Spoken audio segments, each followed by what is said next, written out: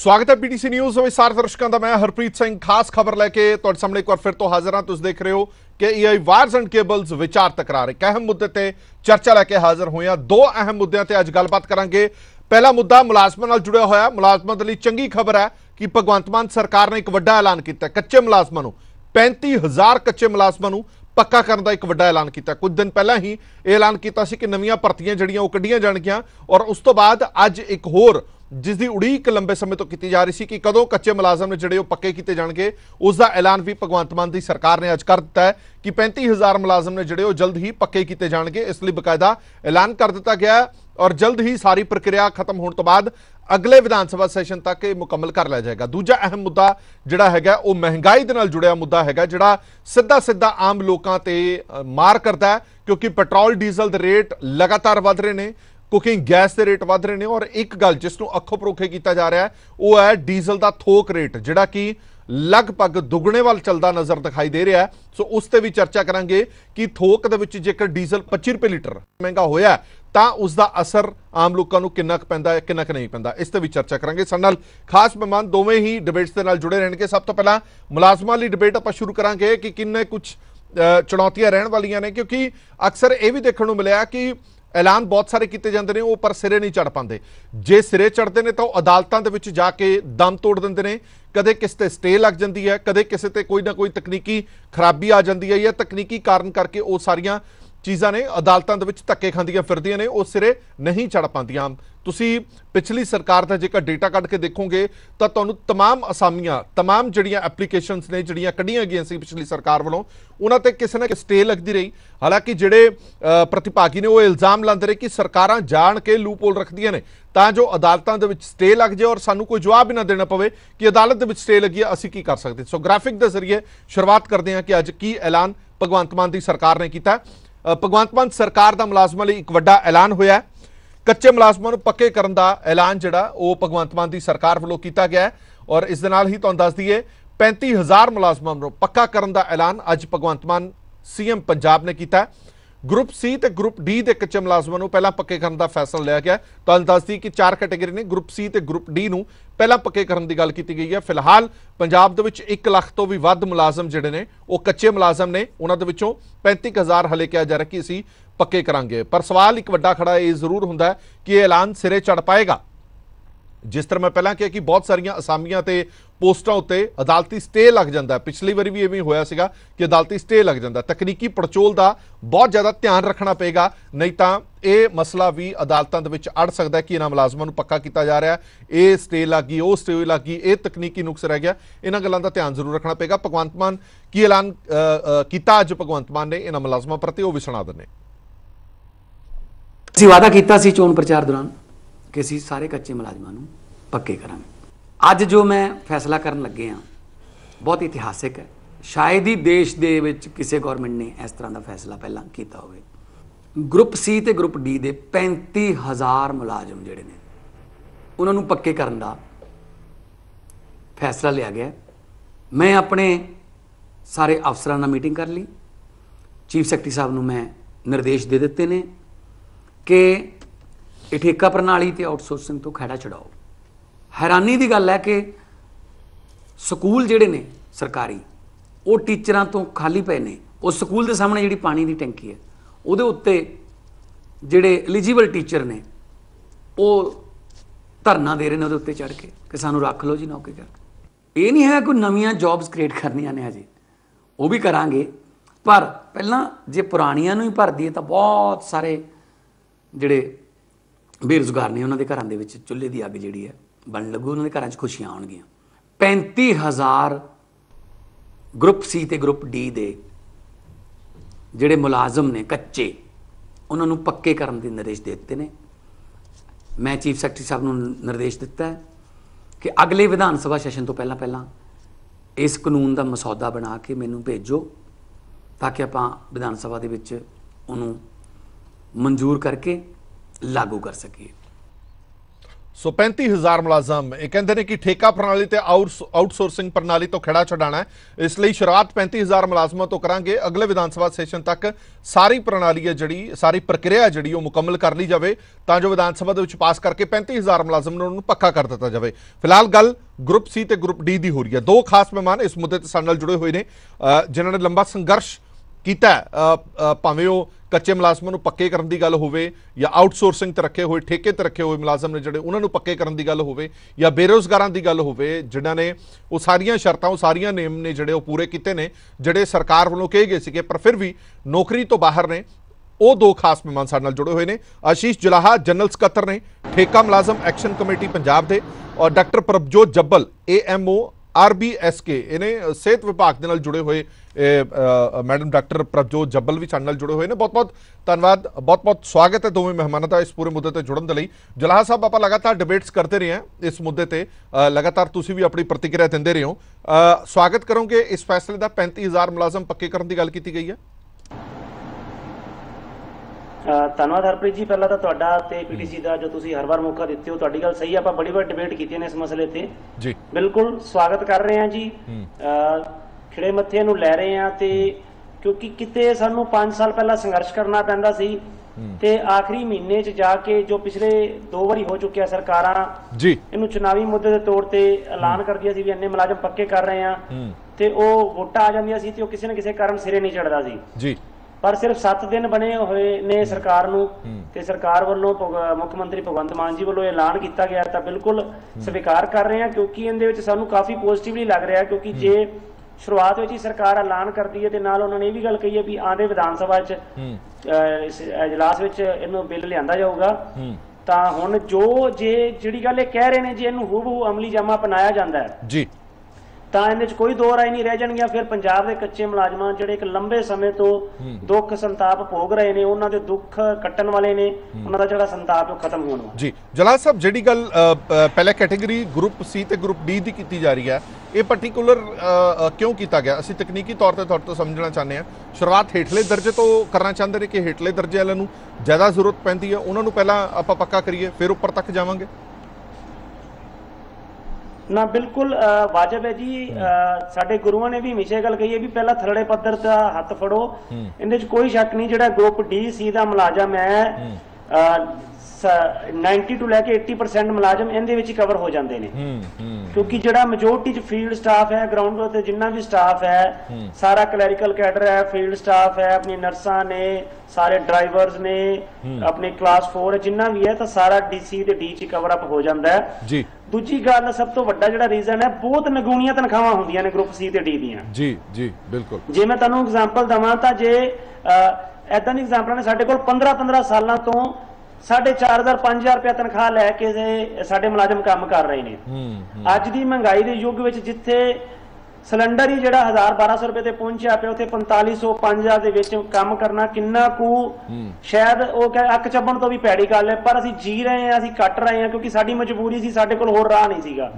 ਅਸੀਂ ਸਾਡੀ ਜਵਾਨੀ ਇਹਨਾਂ ਦਫ਼ਤਰਾਂ ਨੂੰ ਸਰਕਾਰਾਂ ਦੇ ਕੰਮਕਾਜ ਨੂੰ ਲੋਕ ਭਲਾਈ ਦੇ ਕੰਮਾਂ ਨੂੰ ਦੇ ਦਿੱਤੀ ਪਰ ਜਦੋਂ ਸਾਡੀ ਵਾਰੀ ਆਈ ਉਦੋਂ ਤੋਂ ਸਰਕਾਰਾਂ ਭੱਜੀਆਂ ਨੇ ਤਾਂ C ਤੋਂ D ਤੋਂ ਸ਼ੁਰੂਆਤ ਹੈ ਪਰ ਉਮੀਦ ਕਰਾਂਗੇ B ਤੇ A ਨੂੰ ਵੀ ਵਿੱਚ ਸ਼ਾਮਲ ਕੀਤਾ ਜਾਵੇ ਤੇ ਕੋਈ ਜਿਹੀ ਕੰਡੀਸ਼ਨ ਹੈ ਸਾਨੂੰ ਡਰ ਜਿਹੜਾ ਹੁਣ ਅਗਲਾ ਕੰਡੀਸ਼ਨਾਂ ਦਾ ਡਰ ਹੈ ਸਰ। ਬਿਲਕੁਲ ਉਹ ਉਸ ਤੇ ਮੈਂ ਆਣਾ ਤੁਹਾਡੇ ਕੋਲ ਵਾਪਸ ਆਣਾ। ਡਾਕਟਰ ਪ੍ਰਭਜੋਤ ਜੱਬਲ ਹੋਰਾਂ ਤੋਂ ਇੱਕ ਰਿਐਕਸ਼ਨ ਲੈ ਲਈਏ।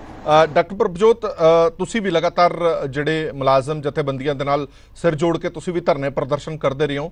NHM ਵੱਲੋਂ ਸੜਕਾਂ ਘੇਰੀਆਂ ਜਾਂਦੀਆਂ ਰਹੀਆਂ। ਮੈਨੂੰ ਖਰੜ ਪੁਲ ਯਾਦ ਹੈ ਕਿ ਉੱਥੋਂ ਲੰਘਦਾ ਨਹੀਂ ਸੀ ਕੋਈ ਜਲਦੀ ਉਹ ਕਹਿੰਦੇ ਸੀ ਵੀ ਉੱਥੋਂ ਤਾਂ ਲੰਘਣਾ ਸਮਝੋਗੇ ਆਪਣਾ ਦਿਨ ਪੂਰਾ ਖਰਾਬ ਕਰਨ ਵਾਲੀ ਗੱਲ ਹੈਗੀ ਹੈ। ਇਸ ਐਲਾਨ ਨੇ ਤੁਹਾਨੂੰ ਕਿੰਨੀ ਕੁ ਵੱਡੀ ਰਾਹਤ ਦਿੱਤੀ ਹੈ?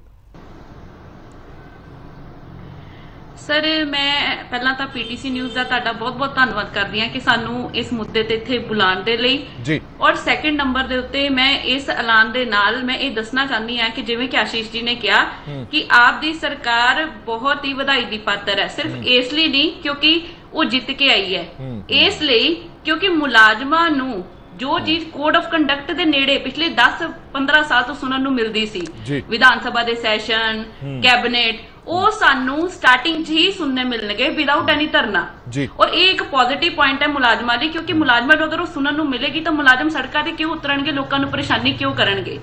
ਹੁਣ ਸੈਕਿੰਡ ਨੰਬਰ ਤੇ ਹਰਪ੍ਰੀਤ ਜੀ ਜੋ ਇਹਨਾਂ ਨੇ 35000 ਮੁਲਾਜ਼ਮਾਂ ਦੀ ਗੱਲ ਕੀਤੀ ਹੈ C&D ਸਾਡੇ ਲਈ ਸਵਾਲ ਇਹ ਪੈਦਾ ਹੁੰਦਾ ਹੈ ਕਿ ਕੱਚੇ ਕਰਮਚਾਰੀਆਂ ਦੇ ਵਿੱਚ ਕਦੀ NH EMPLOYE ਨੂੰ ਨਹੀਂ ਗਿਣਿਆ ਜਾਂਦਾ ਕਿਉਂਕਿ ਉਹ ਸੈਂਟਰ ਸਪਾਂਸਰਡ ਸਕੀਮਸ ਨੇ। ਸੈਂਟਰ ਸਪਾਂਸਰਡ ਸਕੀਮ ਇੱਥੇ ਮੈਂ ਤੁਹਾਨੂੰ ਦੱਸਣਾ ਚਾਹਾਂਗੀ ਕੇਂਦਰ ਦੀਆਂ ਸਕੀਮਸ ਪਰ ਇਹਦੇ ਤੇ ਹਮੇਸ਼ਾ ਜਿਸ ਨੂੰ ਹਵਾਲਾ ਦੇ ਦਿੱਤਾ ਜਾਂਦਾ ਹੈ ਕਿ ਇਹ ਸੈਂਟਰ ਦੇ ਮੁਲਾਜ਼ਮ ਨੇ ਜਦਕਿ ਇਦਾਂ ਕੁਝ ਨਹੀਂ ਹੈ ਕਿਉਂਕਿ ਇਹ ਜਿਹੜੇ ਨੇ ਇਹ ਪੰਜਾਬ ਸਰਕਾਰ ਦੇ ਮੁਲਾਜ਼ਮ ਨੇ। ਔਰ ਮੈਂ ਤੁਹਾਨੂੰ ਦੱਸਣਾ ਚਾਹਾਂਗੀ ਹਰਪ੍ਰੀਤ ਜੀ ਤੁਸੀਂ ਹੈਰਾਨ ਹੋਵੋਗੇ ਕਿ ਅੱਜ ਦਾ ਦਿਨ ਸ਼ਾਇਦ ਤੁਹਾਨੂੰ ਯਾਦ ਹੋਵੇ ਕਿ ਅੱਜ ਲੋਕਡਾਊਨ ਲੱਗਿਆ ਸੀ ਪਹਿਲਾਂ ਮਾਰਚ 2020 ਦਾ ਔਰ ਅੱਜ ਦੇ ਦਿਨ ਅਸੀਂ ਆਪਣੇ ਬੈਗ ਚੱਕ ਕੇ ਹੈਨਾ ਫੌਜੀ ਦੀ ਤਰ੍ਹਾਂ ਹਸਪੀਟਲ ਦੀਆਂ ਸਰਹੱਦਾਂ ਤੇ ਚਲੇ ਗਏ ਸੀ। ਔਰ ਤੁਹਾਨੂੰ ਦੱਸਣਾ ਚਾਹਾਂਗੀ ਕਿ ਇਸ ਮਿਸ਼ਨ ਫਤਿਹ ਕਰਨ ਤੋਂ ਬਾਅਦ ਸਾਡੇ ਕੁਝ ਕਰਮਚਾਰੀ ਵਾਪਸ ਨਹੀਂ ਪਰਤੇ ਘਰਾਂ ਨੂੰ ਔਰ ਉਹਨਾਂ ਨੂੰ ਫੌਜੀ ਵਾਲਾ ਸਨਮਾਨ ਵੀ ਨਹੀਂ ਦਿੱਤਾ ਗਿਆ ਸਰਕਾਰਾਂ ਵੱਲੋਂ ਇੱਥੇ ਤੱਕ ਕਿ ਉਹਨਾਂ ਦਾ ਕੁਝ ਅਤਾ ਪਤਾ ਹੀ ਨਹੀਂ ਲਿਆ ਗਿਆ ਕੋਈ ਸਾਰ ਨਹੀਂ ਲਈ ਗਈ ਸਰਕਾਰਾਂ ਵੱਲੋਂ ਸਿਰਫ ਇਸ ਲਈ ਕਿਉਂਕਿ ਉਹ ਕੇਂਦਰ ਸਰਕਾਰ ਦੇ ਇਹਨਾਂ ਨੇ ਕਹਿ ਕੇ ਜਦਕਿ ਜਦੋਂ ਕੋਈ ਕੰਮ ਕਰਨਾ ਹੁੰਦਾ ਨਾ ਉਦੋਂ ਇਹੀ ਮੁਲਾਜ਼ਮ ਜਿਹੜੇ ਪੰਜਾਬ ਸਰਕਾਰ ਦੇ ਸਭ ਤੋਂ ਵਫਾਦਾਰ ਔਰ ਪਿਆਰੇ ਮੁਲਾਜ਼ਮ ਬਣ ਜਾਂਦੇ ਨੇ। ਸਾਡਾ ਸਵਾਲ ਇਹ ਹੈ ਕਿ C&D ਦੇ ਵਿੱਚ ਕੀ NHM ਦੇ ਮੁਲਾਜ਼ਮਾਂ ਨੂੰ ਰੱਖਿਆ ਜਾਏਗਾ ਪਹਿਲੇ ਨੰਬਰ ਤੇ। ਔਰ ਸੈਕਿੰਡ ਨੰਬਰ ਤੇ ਹਰਪ੍ਰੀਤ ਜੀ ਮੈਂ ਤੁਹਾਨੂੰ ਦੱਸਣਾ ਚਾਹਾਂਗੀ ਕਿ ਰਿਸੈਂਟਲੀ ਇੱਕ ਬੰਦੇ ਨੇ 14 ਸਾਲ ਇਸ ਡਿਪਾਰਟਮੈਂਟ ਨੂੰ ਦਿੱਤੇ ਹੈਲਥ ਮੁਲਾਜ਼ਮ ਨੂੰ ਉਹਨੂੰ 14 ਸਾਲ ਉਹਦੀ ਹਫਤਾ ਪਹਿਲਾਂ ਡੈਥ ਹੋ ਗਈ ਐਕਸਪਾਇਰ ਕਰ ਗਏ ਹੈਲਥ ਡਿਪਾਰਟਮੈਂਟ ਦੇ ਵਿੱਚ ਹੋ ਕੇ ਉਹਨੂੰ ਹੈਲਥ ਦੀ ਕੋਈ ਫੈਸਿਲਿਟੀ ਨਹੀਂ ਮਿਲੀ ਔਰ ਡਾਇਲਸਿਸ ਐਂਡ ਵੈਂਟੀਲੇਟਰ ਔਰ ਉਹ ਬੰਦਾ ਐਸੇ ਮਤਲਬ ਉਹਦੇ ਨਾਲ ਹਰਾਸਮੈਂਟ ਦੇ ਨਾਲ ਐਕਸਪਾਇਰ ਹੋ ਗਿਆ। ਅੱਜ ਉਹਦੀ ਫੈਮਿਲੀ ਨੂੰ ਅਗਰ ਅਸੀਂ NHM ਦਾ ਨਾਮ ਲੈਂਦੇ ਨਾ ਉਹਦੀ ਫੈਮਿਲੀ ਸੁਣਨਾ ਨਹੀਂ ਪਸੰਦ ਕਰਦੀ ਕਿਉਂਕਿ ਉਹ ਬੰਦਾ ਇਸੇ ਥੋੜਾ ਕਲਪਨਾ ਨਾਲ ਚਲਾ ਗਿਆ ਕਿ ਮਤਲਬ ਮੈਂ ਇਸ ਡਿਪਾਰਟਮੈਂਟ ਨੂੰ ਇੰਨੇ ਸਾਲ ਦਿੱਤੇ ਇਸ ਡਿਪਾਰਟਮੈਂਟ ਨੇ ਮੈਨੂੰ ਕੀ ਦਿੱਤਾ ਮੇਰੇ ਜੀਂਦਿਆਂ ਜੀ ਕਿਉਂਕਿ ਉਹਦੀ ਛੁੱਟੀ ਵੀ ਜਿਹੜੀ ਹੈ ਨਾ ਹੁਣ ਪਿੱਛੋਂ ਸੈਂਕਸ਼ਨ ਹੋ ਕੇ 3 ਮਹੀਨੇ ਦੀ ਵਿਦ ਪੇ ਆਈ ਹੈ ਅਦਰਵਾਈਜ਼ ਉਹਨੂੰ ਕੁਝ ਨਹੀਂ ਦਿੱਤਾ ਗਿਆ ਤੇ ਉਹਦੀ ਫੈਮਿਲੀ ਨੂੰ ਜੋ ਵੀ ਕੁਝ ਬਣਦਾ ਸਰਦਾ ਨਾ ਸਾਡੇ ਦੁਆਰਾ ਹੀ ਦਿੱਤਾ ਜਾ ਰਿਹਾ ਅਦਰਵਾਈਜ਼ ਉਹਨਾਂ ਵੱਲੋਂ ਕੁਝ ਨਹੀਂ ਹੈ। ਔਰ ਉਹਦੀ ਫੈਮਿਲੀ ਜਿਹੜੀ ਆ ਉਹਦਾ ਕੀ ਹੋਏਗਾ ਉਹਨੇ ਡਿਮਾਂਡ ਕੀ ਰੱਖਦੇ ਹੋ ਸਰਕਾਰ ਸਾਹਮਣੇ ਕੀ ਡਿਮਾਂਡ ਰੱਖਦੇ ਹੋ?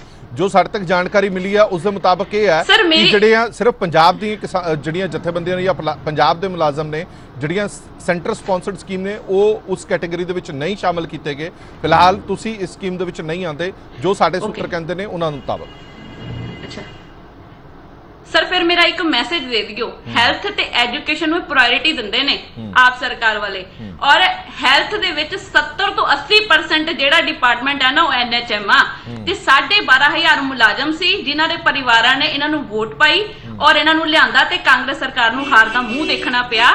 ਔਰ ਇੱਥੇ ਹੀ ਜਿਹੜੇ ਵਿੱਤ ਮੰਤਰੀ ਬਣੇ ਨੇ ਹਰਪਾਲ ਚੀਮਾ ਜੀ ਜਦੋਂ ਅਸੀਂ ਧਰਨੇ ਤੇ ਬੈਠੇ ਸੀ ਉਹਨਾਂ ਦੁਆਰਾ ਉਹਨਾਂ ਦੀ ਵਰਡਿੰਗ ਸੀ ਕਿ ਜਿੱਦਾਂ ਹੀ ਉਹਨਾਂ ਦੀ ਸਰਕਾਰ ਬਣਦੀ ਹੈ ਤੇ ਅਸੀਂ NHM ਮੁਲਾਜ਼ਮਾਂ ਨੂੰ ਉਹਦੀ ਪ੍ਰਿੰਟਿੰਗ ਦੀ ਕਾਪੀ ਮੈਂ ਤੁਹਾਨੂੰ ਭੇਜ ਦਾਂਗੀ ਤੇ ਕੇਜਰੀਵਾਲ ਦੀ ਜਿਹੜੀ ਲੇਟੈਸਟ ਵੀਡੀਓ ਆਈ ਹੈ ਉਹ ਚ ਉਹਨਾਂ ਨੇ ਕਿਹਾ ਜੀ ਦਿੱਲੀ ਵਿੱਚ ਅਸੀਂ ਤਾਂ ਨਹੀਂ ਕਰ ਸਕੇ ਕਿਉਂਕਿ ਉੱਥੇ LG ਦਾ ਪ੍ਰੋਬਲਮ ਹੈ ਪੰਜਾਬ ਦੇ ਵਿੱਚ ਸਾਨੂੰ ਇਦਾਂ ਦਾ ਕੋਈ ਰੋਲਾ ਨਹੀਂ ਹੈ। ਤੇ ਸਰ ਇਹ ਧਿਆਨ ਰੱਖ ਲਿਆ ਜਾਵੇ ਇਹਨਾਂ ਵੱਲੋਂ ਕਿ ਚਾਹੇ ਇਹਨਾਂ ਨੇ ਹਿਮਾਚਲ 'ਚ ਜਾਣਾ ਹੈ ਚਾਹੇ ਜਾਣਾ ਹਰਿਆਣਾ ਦੇ ਵਿੱਚ ਚਾਹੇ ਜਾਣ UP 'ਚ ਚਾਹੇ ਜਾਣ ਰਾਜਸਥਾਨ 'ਚ NHM ਦੇ ਮੁਲਾਜ਼ਮ ਇਹਨਾਂ ਨੂੰ ਹਰ ਸਟੇਟ 'ਚ ਮਿਲਣੇ ਨੇ। ਤੇ ਅੱਜ ਵੀ ਜਦੋਂ ਆਪ ਦੀ ਸਰਕਾਰ ਬਣੀ ਹੈ ਸਾਡੇ NHM ਦੇ ਮੁਲਾਜ਼ਮ ਸਾਨੂੰ ਫੋਨ ਕਰਕੇ ਪੁੱਛਦੇ ਨੇ ਤੁਹਾਡਾ ਕੁਝ ਕੀਤਾ ਵੀ ਜੇ ਤੁਹਾਡਾ ਕੁਝ ਕੀਤਾ ਗਿਆ ਆ ਤਾਂ ਅਸੀਂ ਜਿਹੜਾ ਆ ਤੁਹਾਨੂੰ ਵੋਟ ਜਿਹੜੀ ਆ ਉਹ ਅਸੀਂ ਇਹਨਾਂ ਨੂੰ ਲੈ ਕੇ ਇਹਨਾਂ ਦੀ ਸਰਕਾਰ ਲੈ ਕੇ ਆਵਾਂਗੇ।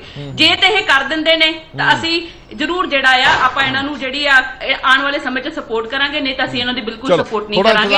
ਅਸੀਂ ਇਹ ਗੱਲ ਕਰਦੇ ਹਾਂ ਕਿਉਂਕਿ ਅਸੀਂ ਉਮੀਦ ਕਰਦੇ ਹਾਂ ਨੋਟੀਫਿਕੇਸ਼ਨ ਜਦੋਂ ਜਾਰੀ ਹੋਏਗਾ ਘੱਟੋ ਘੱਟ ਉਦੋਂ ਸਾਨੂੰ ਕਾਫੀ ਕੁਝ ਕਲੀਅਰ ਹੋ ਜਾਏਗਾ।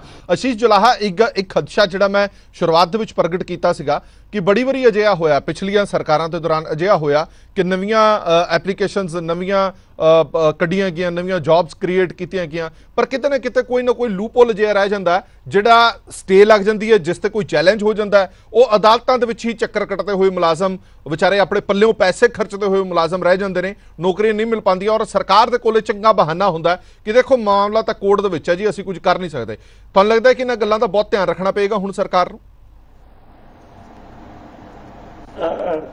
ਹਰਪ੍ਰੀਤ ਜੀ ਕਾਲੀ ਅੱਗੇ ਟੋਏ ਵਾਲੀ ਗੱਲ ਹੈ ਜਿਹੜੀਆਂ ਪਿਛਲੀਆਂ ਸਰਕਾਰਾਂ ਦਾ ਜੋ ਐਕਸਪੀਰੀਅੰਸ ਰਿਹਾ ਹੈ ਉਹ ਜਦੋਂ ਬਿਲਕੁਲ ਲਾਸਟ ਮਹੀਨਾ 2 ਮਹੀਨੇ ਰਹਿ ਜਾਂਦੇ ਨੇ ਉਦੋਂ ਕਾਲੀ ਵਿੱਚ ਅਫਸਰਾਂ ਨੂੰ ਕਿਹਾ ਜਾਂਦਾ ਹੈ ਵੀ ਪੋਸਟਾਂ ਕੱਢੋ ਤੇ ਉਹ ਕਾਹਲੀ ਦੇ ਵਿੱਚ ਤਾਂ ਫਿਰ ਇਹੀ ਕੁਝ ਹੀ ਹੁੰਦਾ, ਹਮੇਸ਼ਾ ਕੁਝ ਨਾ ਕੁਝ ਲੂਪ ਹੋਲਸ ਰਹਿੰਦੇ ਨੇ। ਤਾਂ ਕੋਰਟ ਨੂੰ ਆਪ ਹੀ ਮੌਕੇ ਦਿੱਤੇ ਜਾਂਦੇ ਨੇ ਵੀ ਉਹਨਾਂ ਦੇ ਸਟੇ ਕਰ ਦਿਓ ਤਾਂ ਕਿ ਸਾਨੂੰ ਜਿਹੜਾ ਕਿ ਉਹ ਸਮੇਂ ਸਿਰ ਪੂਰਾ ਨਾ ਕਰਨਾ ਪਵੇ ਜੀ। ਪਰ ਜੇਕਰ ਆਪਾਂ ਗੱਲ ਕਰੀਏ ਆਪ ਸਰਕਾਰ ਦੀ, ਜੇਕਰ ਇਹਨਾਂ ਨੇ ਸ਼ੁਰੂਆਤ ਵਿੱਚ 25,000 ਪੋਸਟਾਂ ਭਰਨ ਦੀ ਗੱਲ ਕਹੀ ਹੈ, 35,000 ਕੱਚੇ ਮੁਲਾਜ਼ਮਾਂ ਨੂੰ ਰੈਗੂਲਰ ਕਰਨ ਦੀ ਗੱਲ ਕਹੀ ਹੈ, ਜਿਹੜੀ ਗੱਲ ਤੁਸੀਂ ਖਦਸ਼ਾ ਜ਼ਾਹਿਰ ਕੀਤਾ, ਸ਼ਾਇਦ ਪਿਛਲੀ ਵਾਰੀ 36,000 ਵੇਲੇ ਵੀ ਇਹੀ ਖਦਸ਼ਾ ਜ਼ਾਹਿਰ ਕੀਤਾ ਗਿਆ ਸੀਗਾ ਜੀ। ਤਾਂ ਮੈਂ ਤੁਹਾਨੂੰ ਇਹਦੇ ਤੇ ਫੈਕਟ ਐਂਡ ਫਿਗਰਸ ਦੱਸਦਾ। ਮੇਰੇ ਭੈਣ ਡਾਕਟਰਸ ਨੇ, ਉਹਨਾਂ ਨੇ ਆਦੀ ਦਿਲ ਦੀ ਭਾਵਨਾਵਾਂ ਦੱਸ ਦਿੱਤੀਆਂ ਤੁਹਾਨੂੰ ਸਾਰਿਆਂ ਨੂੰ ਸਾਹਮਣੇ ਜੀ। ਜੇਕਰ ਸੈਂਟਰ ਸਪਾਂਸਰ ਸਕੀਮ ਦੇ ਮੁਲਾਜ਼ਮ 35,000 ਚ ਇਨਕਲੂਡ ਨਹੀਂ ਕੀਤੇ ਗਏ ਤਾਂ ਮੈਂ ਔਨ ਰਿਕਾਰਡ ਤੁਹਾਨੂੰ ਗੱਲ ਪੂਰੀ ਕਰ ਰਿਹਾ, ਭਗਵੰਤ ਮਾਨ ਦਾ ਐਲਾਨ 35,000 ਦਾ ਝੂਠਾ ਸਾਬਤ ਹੋਊਗਾ, ਕਿਉਂਕਿ 35,000 ਦੀ ਫਿਗਰ ਹੀ ਤਾਂ ਬਣਦੀ ਹੈ ਜੇ ਇਹ ਸੈਂਟਰ ਸਪਾਂਸਰ ਸਕੀਮਾਂ ਸ਼ਾਮਲ ਕਰਦੇ ਨੇ। ਹੁਣ ਉਹਦੇ ਵਿੱਚ ਰੀਜ਼ਨ ਕੀ ਹੈ, ਸੈਂਟਰ ਸਪਾਂਸਰ ਸਕੀਮ ਦਾ ਮਕਸਦ ਕੀ ਹੈ ਜਾਂ ਕਰਨਾ ਕੀ ਹੈ? ਮੈਂ ਤੁਹਾਨੂੰ 2 ਐਗਜ਼ਾਮਪਲਾਂ ਦੇਣਾ, ਪ੍ਰੈਕਟੀਕਲ ਐਗਜ਼ਾਮਪਲਾਂ ਜੀ। ਸਾਡੇ ਕੋਲ ਸਿੱਖਿਆ ਵਿਭਾਗ ਹੈ, ਹੈਲਥ ਵਿਭਾਗ ਹੈ, ਜਿਹੜੀ ਸਰਕਾਰ ਇਹ ਕਹਿੰਦੀ ਸਾਡੀ ਪ੍ਰਾਇੋਰਟੀ ਹੈ ਜੀ। ਸਿੱਖਿਆ ਵਿਭਾਗ ਵਿੱਚ ਇਸ ਟਾਈਮ ਸਕੂਲਾਂ ਵਿੱਚ ਜਿੰਨਾ ਵੀ ਪ੍ਰੋਗਰੈਸ ਹੋ ਰਹੀ ਹੈ, ਜੋ ਵੀ ਗ੍ਰਾਂਟਸ ਜਾ ਰਹੀਆਂ ਨੇ, ਬੱਚਿਆਂ ਨੂੰ ਜੋ ਫੈਸਿਲਿਟੀਜ਼ ਦੇ ਰਹੀਆਂ ਨੇ, ਉਹ ਸਿਰਫ ਸਮਗਰਾ ਸਿੱਖਿਆ ਅਭਿਆਨ ਤੇ ਮਿਡ ਡੇ ਮੀਲ ਦੇ ਦੌਰਾਨ ਮਿਡ ਡੇ ਮੀਲ ਦਿੱਤਾ ਜਾ ਰਿਹਾ। ਪਾਰਟਿਕੂਲਰ ਡਿਪਾਰਟਮੈਂਟ ਵਿੱਚੋਂ ਇੱਕ ਤੇਲਾ ਵੀ ਨਹੀਂ ਡਿਪਾਰਟਮੈਂਟ ਨੂੰ ਬੱਚਿਆਂ ਨੂੰ ਦਿੱਤਾ ਜਾ ਰਿਹਾ। ਤਾਂ ਕੀ ਗੱਲ ਹੈ, ਇੱਕ ਨਵਾਂ ਸਿਨੈਰੀਓ ਫਿਕਸ ਹੈ ਵੀ ਸੈਂਟਰ ਤੇ ਸਟੇਟ ਪੈਸਾ ਮਿਲ ਕੇ ਲਾ ਰਹੀਆਂ ਨੇ ਬੱਚਿਆਂ ਦੇ ਡਿਵੈਲਪਮੈਂਟ ਲਈ, ਠੀਕ ਹੈ। ਉਹਦੇ ਚ ਮੁਲਾਜ਼ਮ ਕਿਵੇਂ ਰੱਖਣੇ ਨੇ, ਮੁਲਾਜ਼ਮਾਂ ਨੂੰ ਸੈਲਰੀ ਕਿਵੇਂ ਦੇਣੀ ਹੈ, ਇਹ ਸਾਰਾ ਦੇ ਸਾਰੇ ਇਖਤਿਆਰ ਸਟੇਟ ਗਵਰਨਮੈਂਟ ਕੋਲ। ਸੇਮ ਹੀ ਚੀਜ਼ ਹੈਲਥ ਵਿੱਚ ਹੈ। ਹੈਲਥ ਵਿੱਚ NHM, ਏਡਜ਼ ਕੰਟਰੋਲ ਸੁਸਾਇਟੀ ਜਾਂ ਹੋਰ ਜਿੰਨੀਆਂ ਵੀ ਸੁਸਾਇਟੀਆਂ ਨੇ, ਉਹਨਾਂ ਰਾਹੀਂ ਮਰੀਜ਼ਾਂ ਦਾ ਇਲਾਜ ਕੀਤਾ ਜਾ ਰਿਹਾ ਹੈ, ਪੰਜਾਬ ਦੇ ਲੋਕਾਂ ਨੂੰ ਹੈਲਥ ਸੇਵਾਵਾਂ ਦਿੱਤੀਆਂ ਜਾ ਰਹੀਆਂ ਨੇ। ਡਿਪਾਰਟਮੈਂਟ ਆਦੇ ਲੈਵਲ ਤੇ ਕੁਝ ਨਹੀਂ ਕਰ ਰਿਹਾ। ਤਾਂ ਜਦੋਂ ਡਿਪਾਰਟਮੈਂਟ ਆਦੇ ਲੈਵਲ ਤੇ ਕੁਝ ਨਹੀਂ ਕਰ ਰਿਹਾ, ਉਹ ਅੰਡਰ ਜਾ ਕੇ ਇੱਕ ਸੁਸਾਇਟੀਆਂ ਜਾਂ ਸਕੀਮਾਂ ਬਣਾ ਕੇ ਡਿਵੈਲਪਮੈਂਟ ਕਰ ਰਿਹਾ ਹੈ, ਤਾਂ ਫਿਰ ਤੁਹਾਡੇ ਕੋਲ ਕੋਈ ਬੇਸ ਹੀ ਨਹੀਂ ਬਚ ਜਾਂਦਾ ਵੀ ਤੁਸੀਂ ਇਹ ਕੋਈ ਸਾਡੇ ਮੁਲਾਜ਼ਮ ਨਹੀਂ ਹੈ। ਬਿਲਕੁਲ, ਉਹ ਸੇਵਾਵਾਂ ਤੁਹਾਨੂੰ ਦੇ ਰਹੇ ਨੇ, ਪੰਜਾਬ ਨੂੰ ਦੇ ਰਹੇ ਨੇ, ਪੰਜਾਬ ਸਰਕਾਰ ਨੂੰ ਦੇ ਰਹੇ ਨੇ। ਬਿਲਕੁਲ, ਉਹ ਇੱਕ ਫਾਈਨੈਂਸ਼ੀਅਲ ਏਡ ਹੈ। ਦੇਖੋ, ਇਹਨਾਂ ਗੱਲਾਂ ਨੂੰ ਤੋੜ ਮਰੋੜ ਕੀਤਾ ਜਾਂਦਾ ਹੈ। 100 ਰੁਪਏ ਲਾਣਾ ਹੈ, ਉਹ ਕਹਿੰਦੇ ਵੀ 60 ਤੁਸੀਂ ਲਾ ਦੋ, 60 ਅਸੀਂ ਲਾ ਦਿੰਨੇ, 40 ਤੁਸੀਂ ਲਾ ਦੋ ਜਾਂ 50 ਲਾ ਦਿੰਨੇ ਆ। ਬਿਲਕੁਲ ਠੀਕ ਹੈ। ਉਹਦੀ ਵਰਕਿੰਗ ਦੀ ਤਾਂ ਸੈਂਟਰ ਸਵਾਲ ਹੀ ਨਹੀਂ ਕਰ ਰਿਹਾ। ਦੂਜੀ ਗੱਲ, 2018 ਵਿੱਚ ਸਾਡੇ ਨਾਲ ਦੇ ਕੰਮ ਕਰਦੇ ਸਰਵ ਸਿੱਖਿਆ ਅਭਿਆਨ ਦੇ ਅਧਿਆਪਕ ਪੱਕੇ ਕੀਤੇ ਗਏ ਨੇ। ਉਹ ਇੱਕ ਸੈਂਟਰ ਸਪਾਂਸਰ ਸਕੀਮ ਹੈ, ਉਹ ਅੱਜ ਵੀ ਚੱਲ ਰਹੀ ਹੈ, 2002 ਦੀ ਚੱਲ ਰਹੀ ਹੈ, ਉਹ ਅੱਗੇ ਵੀ ਏਦਾਂ ਹੀ ਕੰਟੀਨਿਊ ਰਿਹਾ। ਜਦੋਂ ਉਹ ਪੱਕੇ 8886 ਅਧਿਆਪਕ ਪੱਕੇ ਹੋਏ ਨੇ, ਉਹ ਪੱਕੇ ਹੋਏ ਨੇ, ਕੋਈ ਇਤਰਾਜ਼ ਨਹੀਂ ਹੋਇਆ, ਕੋਈ ਦਿੱਕਤ ਨਹੀਂ ਆਈ। ਤਾਂ ਇਹ ਸਿਰਫ ਪਿਛਲੀ ਸਰਕਾਰਾਂ ਨਾਲ ਵੀ, ਮੈਂ ਉਹਨਾਂ ਨੂੰ ਬ੍ਰਹਮ ਇੰਦਰਾ ਜਿਹੜੀ ਕਮੇਟੀਆਂ ਦੇ ਚੇਅਰਮੈਨ ਬਣਾਏ ਗਏ ਸੀ, ਮੈਂ ਉਹਨਾਂ ਨੂੰ ਕਿਹਾ ਸੀ ਵੀ ਤੁਸੀਂ ਜਾਂ ਤਾਂ ਇੱਕ ਚੀਜ਼ ਕਰੋ ਜੀ, ਜਾਂ ਤਾਂ ਤੁਸੀਂ ਪਬਲਿਕਲੀ ਜਾ ਕੇ ਇਹ ਬਿਆਨ ਦਿਓ ਵੀ ਸਾਡਾ ਜਿਹੜਾ ਉਹ ਫੈਸਲਾ ਗਲਤ ਹੈ 2018 ਦਾ, ਤੇ ਜਾਂ ਫਿਰ ਤੁਸੀਂ ਅੱਗੇ ਤੋਂ ਇਹ ਗੱਲ ਨਾ ਕਰਿਆ ਕਰੋ ਵੀ ਸੈਂਟਰ ਸਕੀਮ ਦੇ ਬੰਦੇ ਪੱਕੇ ਨਹੀਂ ਹੋ ਸਕਦੇ। ਦੋ ਚੀਜ਼ਾਂ ਤੁਸੀਂ ਕਨਫਲਿਕਟ ਕਰ ਰਹੇ ਹੋ। ਤੁਸੀਂ ਆਦੇ ਹੀ ਫੈਸਲੇ ਨੂੰ ਆਪ ਹੀ ਗਲਤ ਕਹਿ ਰਹੇ ਹੋ। ਅੱਛਾ ਜੁਲਾਹਾ ਸਾਹਿਬ, ਇੱਕ ਛੋਟੀ ਜਿਹੀ ਗੱਲ ਹੋਰ ਦੱਸੋ, ਇੱਕ ਛੋਟੀ ਜਿਹੀ ਗੱਲ ਹੋਰ। ਕਈ ਵਾਰੀ ਇਹ ਹੁੰਦਾ ਕਿ ਕੁਝ ਸ਼ਰਤਾਂ ਲਗਾ ਦਿੱਤੀਆਂ ਜਾਂਦੀਆਂ ਨੇ, ਪਹਿਲਾਂ ਐਲਾਨ ਤਾਂ ਇਹ ਕੀਤਾ ਜਾਂਦਾ ਕਿ ਪੱਕੇ ਕਰ ਦਾਂਗੇ, ਪੱਕੀਆਂ ਨੌਕਰੀਆਂ ਦੇ ਦਾਂਗੇ, ਪਰ ਕਈ ਨਾ ਕਈ ਕੁਝ ਨਾ ਕੁਝ ਉਹਦੇ ਚ ਕੁਝ ਸ਼ਰਤਾਂ ਅਜਿਹੀਆਂ ਕੀਤੀਆਂ ਜਾਂਦੀਆਂ ਨੇ ਜਿਹੜੀਆਂ ਸ਼ਰਤਾਂ ਕਈ ਵਾਰੀ ਇੱਕ ਵੱਡਾ ਖੱਪਾ ਜਿਹੜਾ ਉਹ ਸ਼ਰਤਾਂ ਪੂਰੀਆਂ ਨਹੀਂ ਕਰ ਸਕਦਾ। ਹਾਲ ਹੀ ਦੇ ਵਿੱਚ ਆਪਾਂ ਦੇਖਿਆ ਸਿੱਖਿਆ ਵਿਭਾਗ ਦੇ ਵਿੱਚ ਜੋ ਕੁਝ ਹੋਇਆ, ਸਿੱਖਿਆ ਵਿਭਾਗ ਦੇ ਬਾਹਰ ਜਿਹੜੇ ਧਰਨੇ ਲੱਗੇ ਰਹੇ, ਮੈਂ ਖੁਦ ਉੱਥੇ ਜਾਂਦਾ ਰਿਹਾ, ਉੱਥੇ ਵੀ ਇਹੀ ਗੱਲ ਹੁੰਦੀ ਰਹੀ ਕਿ ਸਾਨੂੰ ਰੱਖਣ ਤੋਂ ਪਹਿਲਾਂ ਤਾਂ ਇਹ ਕਿਹਾ ਗਿਆ ਕਿ ਕੋਈ ਸ਼ਰਤ ਨਹੀਂ ਹੋਈ, ਕੁਝ ਨਹੀਂ ਹੋਏਗਾ। ਜਦੋਂ ਪੋਸਟਾਂ ਕੱਢੀਆਂ ਗਈਆਂ ਤਾਂ ਸ਼ਰਤਾਂ ਰੱਖੀਆਂ ਗਈਆਂ, ਜਾਂ ਜਦੋਂ ਪੱਕੇ ਕੀਤੇ ਜਾਂਦੇ ਨੇ ਤਾਂ ਵੀ ਉਹਨਾਂ ਦੇ ਵਿੱਚ ਸ਼ਰਤਾਂ ਰੱਖੀਆਂ ਜਾਂਦੀਆਂ ਨੇ। ਇਸ ਗੱਲ ਦਾ ਥੋੜਾ ਜਿਹਾ ਧਿਆਨ ਰੱਖਣਾ ਪਏਗਾ ਨਾ। ਧਿਆਨ ਇਸ ਗੱਲ ਦਾ ਜੀ, ਦੇਖੋ ਐਲਾਨ ਹਮੇਸ਼ਾ ਸੌਖਾ ਹੁੰਦਾ ਹੈ। ਐਲਾਨ ਦਾ ਕੀ ਮਤਲਬ ਹੈ, ਅਸੀਂ ਡਾਟਾ ਇਕੱਠਾ ਕੀਤਾ ਸਾਰਿਆਂ ਕੋਲੋਂ। ਮੈਂ ਅੱਜ ਵੀ ਚੈਲੰਜ ਕਰਦਾ, ਜਿਹੜਾ 35,000 ਦਾ ਡਾਟਾ ਬਣਾਇਆ ਗਿਆ, ਪਰਸੋਨਲ ਡਿਪਾਰਟਮੈਂਟ ਕੋਲ ਜਿਹੜਾ ਡਾਟਾ ਬਣਿਆ ਹੋਇਆ, ਉਹਦੇ ਵਿੱਚ ਹਰ ਇੱਕ ਤਰ੍ਹਾਂ ਦਾ ਮੁਲਾਜ਼ਮ ਹੈ, ਇਨਕਲੂਡਡ ਹੈ ਜੀ। ਜਾਂ ਤਾਂ ਫਿਰ ਇਹੋ ਗੱਲ ਹੋ ਰਹੀ ਹੈ ਵੀ ਅਫਸਰਸ਼ਾਹੀ ਸਰਕਾਰ ਨੂੰ ਕੁਝ ਹੋਰ ਦੱਸ ਰਹੀ ਹੈ ਤੇ ਸਰਕਾਰ ਅੱਖਾਂ ਬੰਦ ਕਰਕੇ, ਕੰਨ ਬੰਦ ਕਰਕੇ ਜੋ ਕਹਿ ਰਹੇ ਨੇ ਬੋਲ ਰਹੇ ਨੇ। ਮੈਂ ਇਹ ਗੱਲ ਅੱਜ ਵੀ ਕਹੂੰਗਾ, ਔਨ ਰਿਕਾਰਡ ਕਹੂੰਗਾ, ਤੁਸੀਂ 35,000 ਦੀ ਜੇ ਗੱਲ ਕੀਤੀ ਹੋ, ਜੇ ਤੁਸੀਂ ਸੱਚੇ ਹੋ ਤਾਂ 35,000 ਬਾਏ ਨੇਮ ਲਿਸਟਾਂ ਪਬਲਿਕਲੀ ਜਾਰੀ ਕਰੋ, ਤਾਂ ਪਤਾ ਦੁੱਧ ਦਾ ਦੁੱਧ ਤੇ ਪਾਣੀ ਦਾ ਪਾਣੀ ਹੋ ਜਾਊਗਾ ਕਿੰਨੇ ਮੁਲਾਜ਼ਮ ਰੈਗੂਲਰ ਹੁੰਦੇ ਆ। ਤੁਹਾਨੂੰ ਕਿਤੇ ਵੀ ਲੋੜ ਹੀ ਨਹੀਂ ਪੈਣੀ ਕਿਸੇ ਨਾਲ ਬਹਿਸ ਵਜਾਈ। 36,000 ਦਾ ਵੀ ਰੋਲਾ ਹੀ ਰਿਹਾ ਹੈ, 36,000 ਦੀ ਲਿਸਟਾਂ ਸਰਕਾਰ ਨਹੀਂ ਦੇ ਪਾਈ, 35,000 ਦੀ ਜੇ ਲਿਸਟ ਇਹ ਵੀ ਨਹੀਂ ਦੇ ਪਾਣਗੇ ਤਾਂ ਫਿਰ ਇਹ ਵੀ ਉਸੇ ਕਟਹਿਰੇ 'ਚ ਖੜੇ ਹੋ ਜਾਣਗੇ। ਦੂਸਰੀ ਗੱਲ ਇਹ ਹੈ ਵੀ ਪੰਜਾਬ ਦੀ ਨੌਜਵਾਨੀ ਨਾਲ ਧੱਕਾ ਹੀ ਏਦਾਂ ਦਾ ਹੋ ਰਿਹਾ, 3 ਤਰ੍ਹਾਂ ਦਾ ਧੱਕਾ ਕਰ ਰਹੇ ਨੇ। ਜਿਹੜੇ ਪੜ੍ਹ ਰਹੇ ਨੇ ਉਹਨਾਂ ਕੋਲੋਂ ਫੀਸਾਂ ਇੰਨੀਆਂ ਕੋ ਲਈਆਂ ਜਾ ਰਹੀਆਂ ਨੇ, ਲੁੱਟਿਆ ਜਾ ਰਿਹਾ। ਉਹ ਜਦੋਂ ਨੌਕਰੀ ਦੀ ਏਜ ਤੇ ਆਉਂਦੇ ਨੇ ਤਾਂ ਸਾਡੀਆਂ ਵਰਗੀਆਂ ਕੱਚੀਆਂ ਨੌਕਰੀਆਂ ਮਿਲਦੀਆਂ ਨੇ, ਜਿੰਦੇ ਵਿੱਚ ਨਾ ਤਾਂ ਕੋਈ ਗੁਜ਼ਾਰਾ ਹੋ ਰਿਹਾ ਤੇ ਨਾ ਹੀ ਕਦੇ ਭਵਿੱਖ ਨਜ਼ਰ ਆ ਰਿਹਾ। ਅਲਟੀਮੇਟਲੀ ਸ਼ਰਤਾਂ ਜਿਹੜੀਆਂ ਲਾਈਆਂ ਜਾ ਰਹੀਆਂ ਨੇ, 3 ਸਾਲ ਪ੍ਰੋਬੇਸ਼ਨ ਦੀ ਸ਼ਰਤ ਲਾਈ ਜਾ ਰਹੀ ਹੈ, 10,000 ਤੇ ਕਿਵੇਂ ਕੋਈ 3 ਸਾਲ ਤੇ ਗੁਜ਼ਾਰਾ ਕਰ ਸਕਦਾ? ਤਾਂ ਭਗਵੰਤ ਮਾਨ ਸਾਹਿਬ ਨੂੰ ਮੈਂ ਇਹ ਕਹਿਣਾ, ਮੈਂ ਖੁਦ ਪਰਸਨਲੀ ਅੱਜ ਕਹਿਣਾ 2-3 ਮਹੀਨੇ ਲੈ ਲਓ। ਅਸੀਂ ਨਹੀਂ ਕਹਿੰਦੇ ਕੱਲ੍ਹ 'ਚ ਫੈਸਲਾ ਲਓ, 2-3 ਮਹੀਨੇ ਲਓ। ਸਾਨੂੰ ਐਕਸਪੈਕਟਡ ਹੈ ਜੂਨ 'ਚ ਹੀ ਇਹਨਾਂ ਦਾ ਵਿਧਾਨ ਸਭਾ ਸੈਸ਼ਨ ਆਊਗਾ, ਤੁਹਾਡੇ ਕੋਲ ਪੂਰੇ 3 ਮਹੀਨੇ ਨੇ, ਪਰ ਸਟੱਡੀ ਕਰੋ। ਤੇ ਵੱਡੀ ਗੱਲ ਪਹਿਲਾਂ ਸਾਡਾ ਪੱਖ ਸੁਣ ਲਓ। ਬਿਲਕੁਲ ਅਸੀਂ ਕਿਸਾਨਾਂ ਵੇਲੇ ਬੀਜੇਪੀ ਸਰਕਾਰ ਨੂੰ ਕੋਸਦੇ ਰਹੇ ਹਾਂ ਵੀ ਕਿਸਾਨਾਂ ਦਾ ਪੱਖ ਸੁਣੇ ਬਿਨਾ ਕਾਨੂੰਨ ਬਣ ਗਿਆ, ਤੇ ਜੇ ਸਾਡਾ ਪੱਖ ਸੁਣੇ ਬਿਨਾ ਕਾਨੂੰਨ ਬਣ ਗਿਆ ਤਾਂ ਫਿਰ ਤਾਂ ਉਹ ਅਕਾਲੀ ਭਾਜਪਾ ਤੇ ਜਾਂ ਕਾਂਗਰਸ ਵਰਗਾ ਕਾਨੂੰਨ ਬਣੂਗਾ, ਉਹਦਾ ਕੋਈ ਸਾਨੂੰ ਲਾਹਾ ਨਹੀਂ ਮਿਲੂਗਾ। ਡਾਕਟਰ ਜੱਬਲ ਤੋਂ ਵੀ ਕਰੈਕਸ਼ਨ ਲੈਣਾ। ਡਾਕਟਰ ਜੱਬਲ, ਕਿਉਂਕਿ ਜਿਵੇਂ ਹੁਣ ਆਸ਼ੀਸ਼ ਜਲਾਹਾ ਵੀ ਕਹਿ ਰਹੇ ਨੇ ਕਿ ਜੇ 35,000 ਦਾ ਫਿਗਰ ਲਿਆ ਜਾ ਰਿਹਾ ਤਾਂ ਵਿਚ ਮੀਨਸ ਹੈ ਕਿ ਤੁਸੀਂ ਸਾਰਿਆਂ ਨੂੰ ਹੀ ਕਾਊਂਟ ਕਰ ਰਹੇ ਹੋ, ਭਾਵੇਂ ਸੈਂਟਰ ਸਪਾਂਸਰਡ ਸਕੀਮਸ ਹੋਣ ਜਾਂ ਦੂਜੀਆਂ।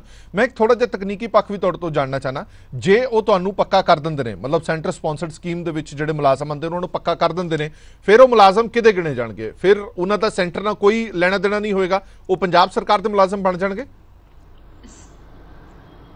ਸਰ ਮੈਂ ਤੁਹਾਨੂੰ ਦੱਸਦੀ ਆ, ਸੈਂਟਰ ਸਪਾਂਸਰਡ ਸਕੀਮ ਚ ਨਾ ਇਹਨਾਂ ਦੀ ਪਾਰਟਨਰਸ਼ਿਪ ਹੁੰਦੀ ਹੈ 75% ਦੀ, ਕਦੀ ਹੈ ਨਾ 75-25 ਦੀ ਹੋਗੀ, 60-40 ਦੀ ਹੋਗੀ, ਰੇਸ਼ੋ ਹੈ ਜੀ। ਜਿੱਥੇ ਤੱਕ ਸਾਨੂੰ ਨੌਲੇਜ ਹੈ ਕਿ ਸੈਂਟਰ ਤਾਂ ਆਪਣਾ ਹਿੱਸਾ ਦੇ ਰਹੀ ਹੈ ਪਰ ਸਟੇਟ ਆਪਣਾ ਫੰਡ ਯੂਟਿਲਾਈਜ਼ ਨਹੀਂ ਕਰ ਰਹੀ। ਔਰ ਇੱਥੇ ਹਰਪ੍ਰੀਤ ਜੀ ਜਿਹੜੀ ਕਰੈਕਸ਼ਨ ਤੁਸੀਂ ਮੈਨੂੰ ਕਹਿ ਰਹੇ ਹੋ ਨਾ, ਇੱਥੇ ਮੈਂ ਭਗਵੰਤ ਮਾਨ ਜੀ ਨੂੰ ਮੈਸੇਜ ਦੇਣਾ ਚਾਹੂੰਗੀ ਤੁਹਾਡੇ ਦੁਆਰਾ ਕਿ ਰੀਸੈਂਟਲੀ ਮਹੀਨਾ ਪਹਿਲਾਂ ਮਨੀਪੁਰ ਸਰਕਾਰ ਨੇ ਪੱਕੇ ਕੀਤੇ ਨੇ ਮੁਲਾਜ਼ਮ NHM ਦੇ ਹੀ, ਉਹਨਾਂ ਤੋਂ ਸਾਰੀਆਂ ਕਾਪੀਜ਼ ਮੰਗਵਾਈਆਂ ਜਾਣ, ਕਿਸ ਤਰੀਕੇ ਨਾਲ ਕੀਤੇ ਨੇ ਉਹ ਕੀਤੇ ਜਾਣ। ਕਿਉਂਕਿ ਜਿਹੜੇ ਮੁਲਾਜ਼ਮ ਦੀ ਤੁਸੀਂ ਗੱਲ ਕਰ ਰਹੇ, ਜਿਵੇਂ ਆਸ਼ੀਸ਼ ਜੀ ਨੇ ਦੱਸਿਆ ਕਿ ਸੈਂਟਰਲ ਸਪਾਂਸਰਡ ਸਕੀਮ ਸਰਵ ਸਿੱਖਿਆ ਅਭਿਆਨ ਹੀ ਸੀ, ਜਿਹਦੇ ਵਿੱਚ ਸਭ ਤੋਂ ਪਹਿਲਾਂ ਪੰਜਾਬ ਵਿੱਚ ਵੀ ਮੁਲਾਜ਼ਮ ਪੱਕੇ ਕੀਤੇ ਗਏ ਹਨ।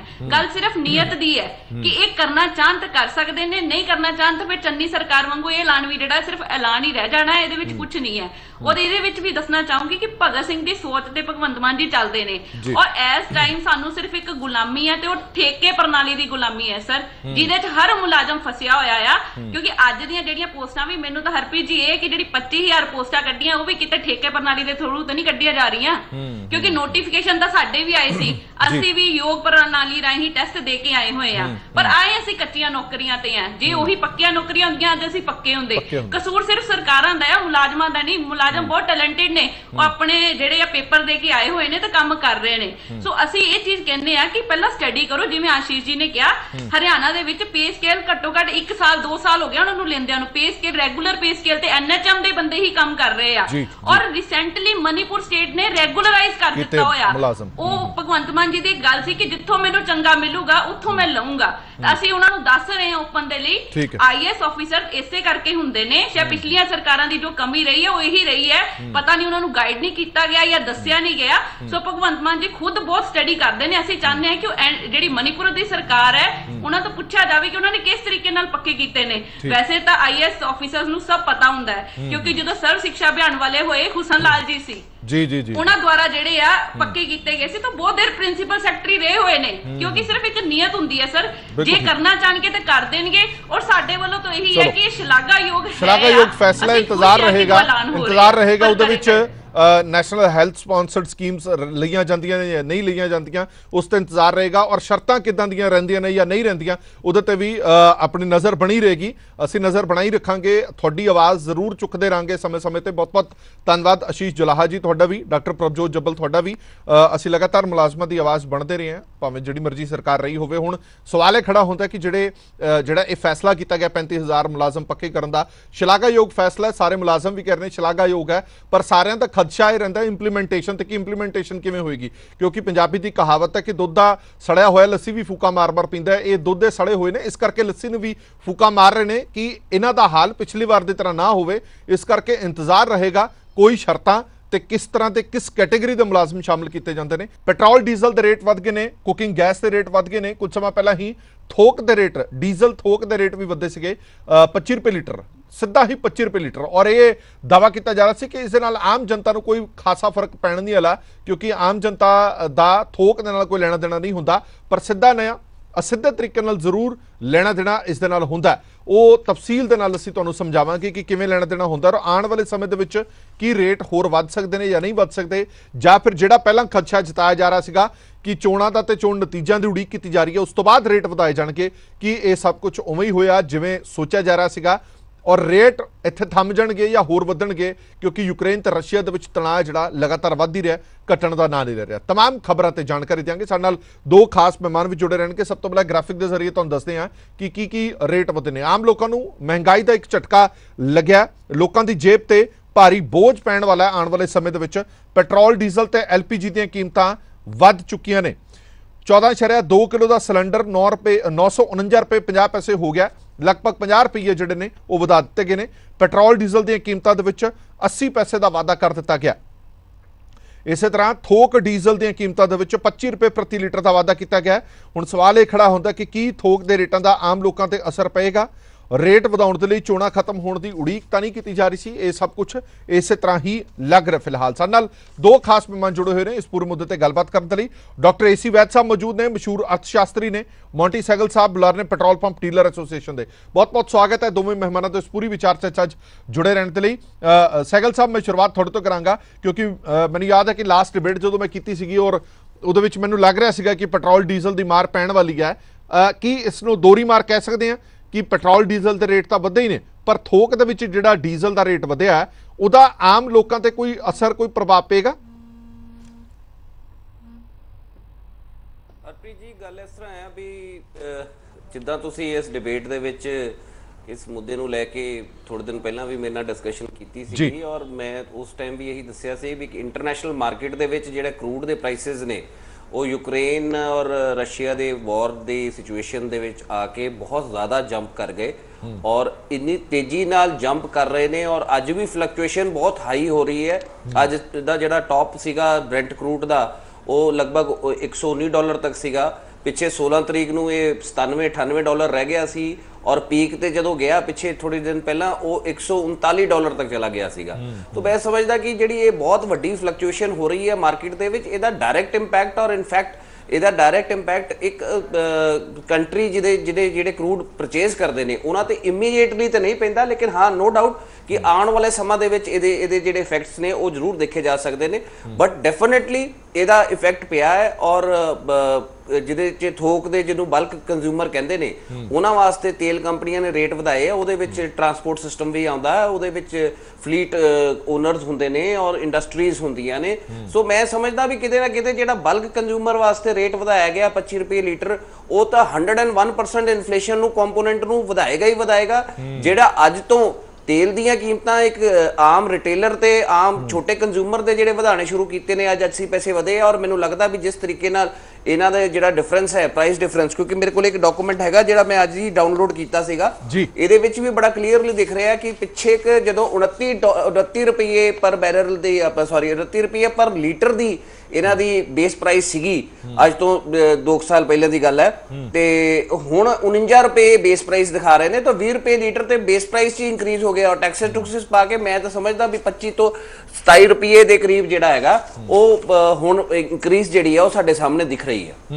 ਸਹਿਗਲ ਸਾਹਿਬ, ਇਹ ਇਨਕਰੀਜ਼ ਖੜੇਗੀ ਇੱਥੇ ਜਾਂ ਜਿਸ ਤਰ੍ਹਾਂ ਤੁਸੀਂ ਡਾਕੂਮੈਂਟਸ ਦੀ ਗੱਲ ਕੀਤੀ ਹੈ ਉਹਨਾਂ ਡਾਕੂਮੈਂਟਸ ਨੂੰ ਦੇਖਿਆ ਜਾਵੇ ਤਾਂ ਇਨਕਰੀਜ਼ ਰੁਕਣ ਵਾਲੀ ਨਹੀਂ ਹੈ, ਫਿਰ ਤਾਂ ਇਨਕਰੀਜ਼ ਬੜੀ ਤੇਜ਼ੀ ਨਾਲ ਹੋਰ ਵਧੇਗੀ?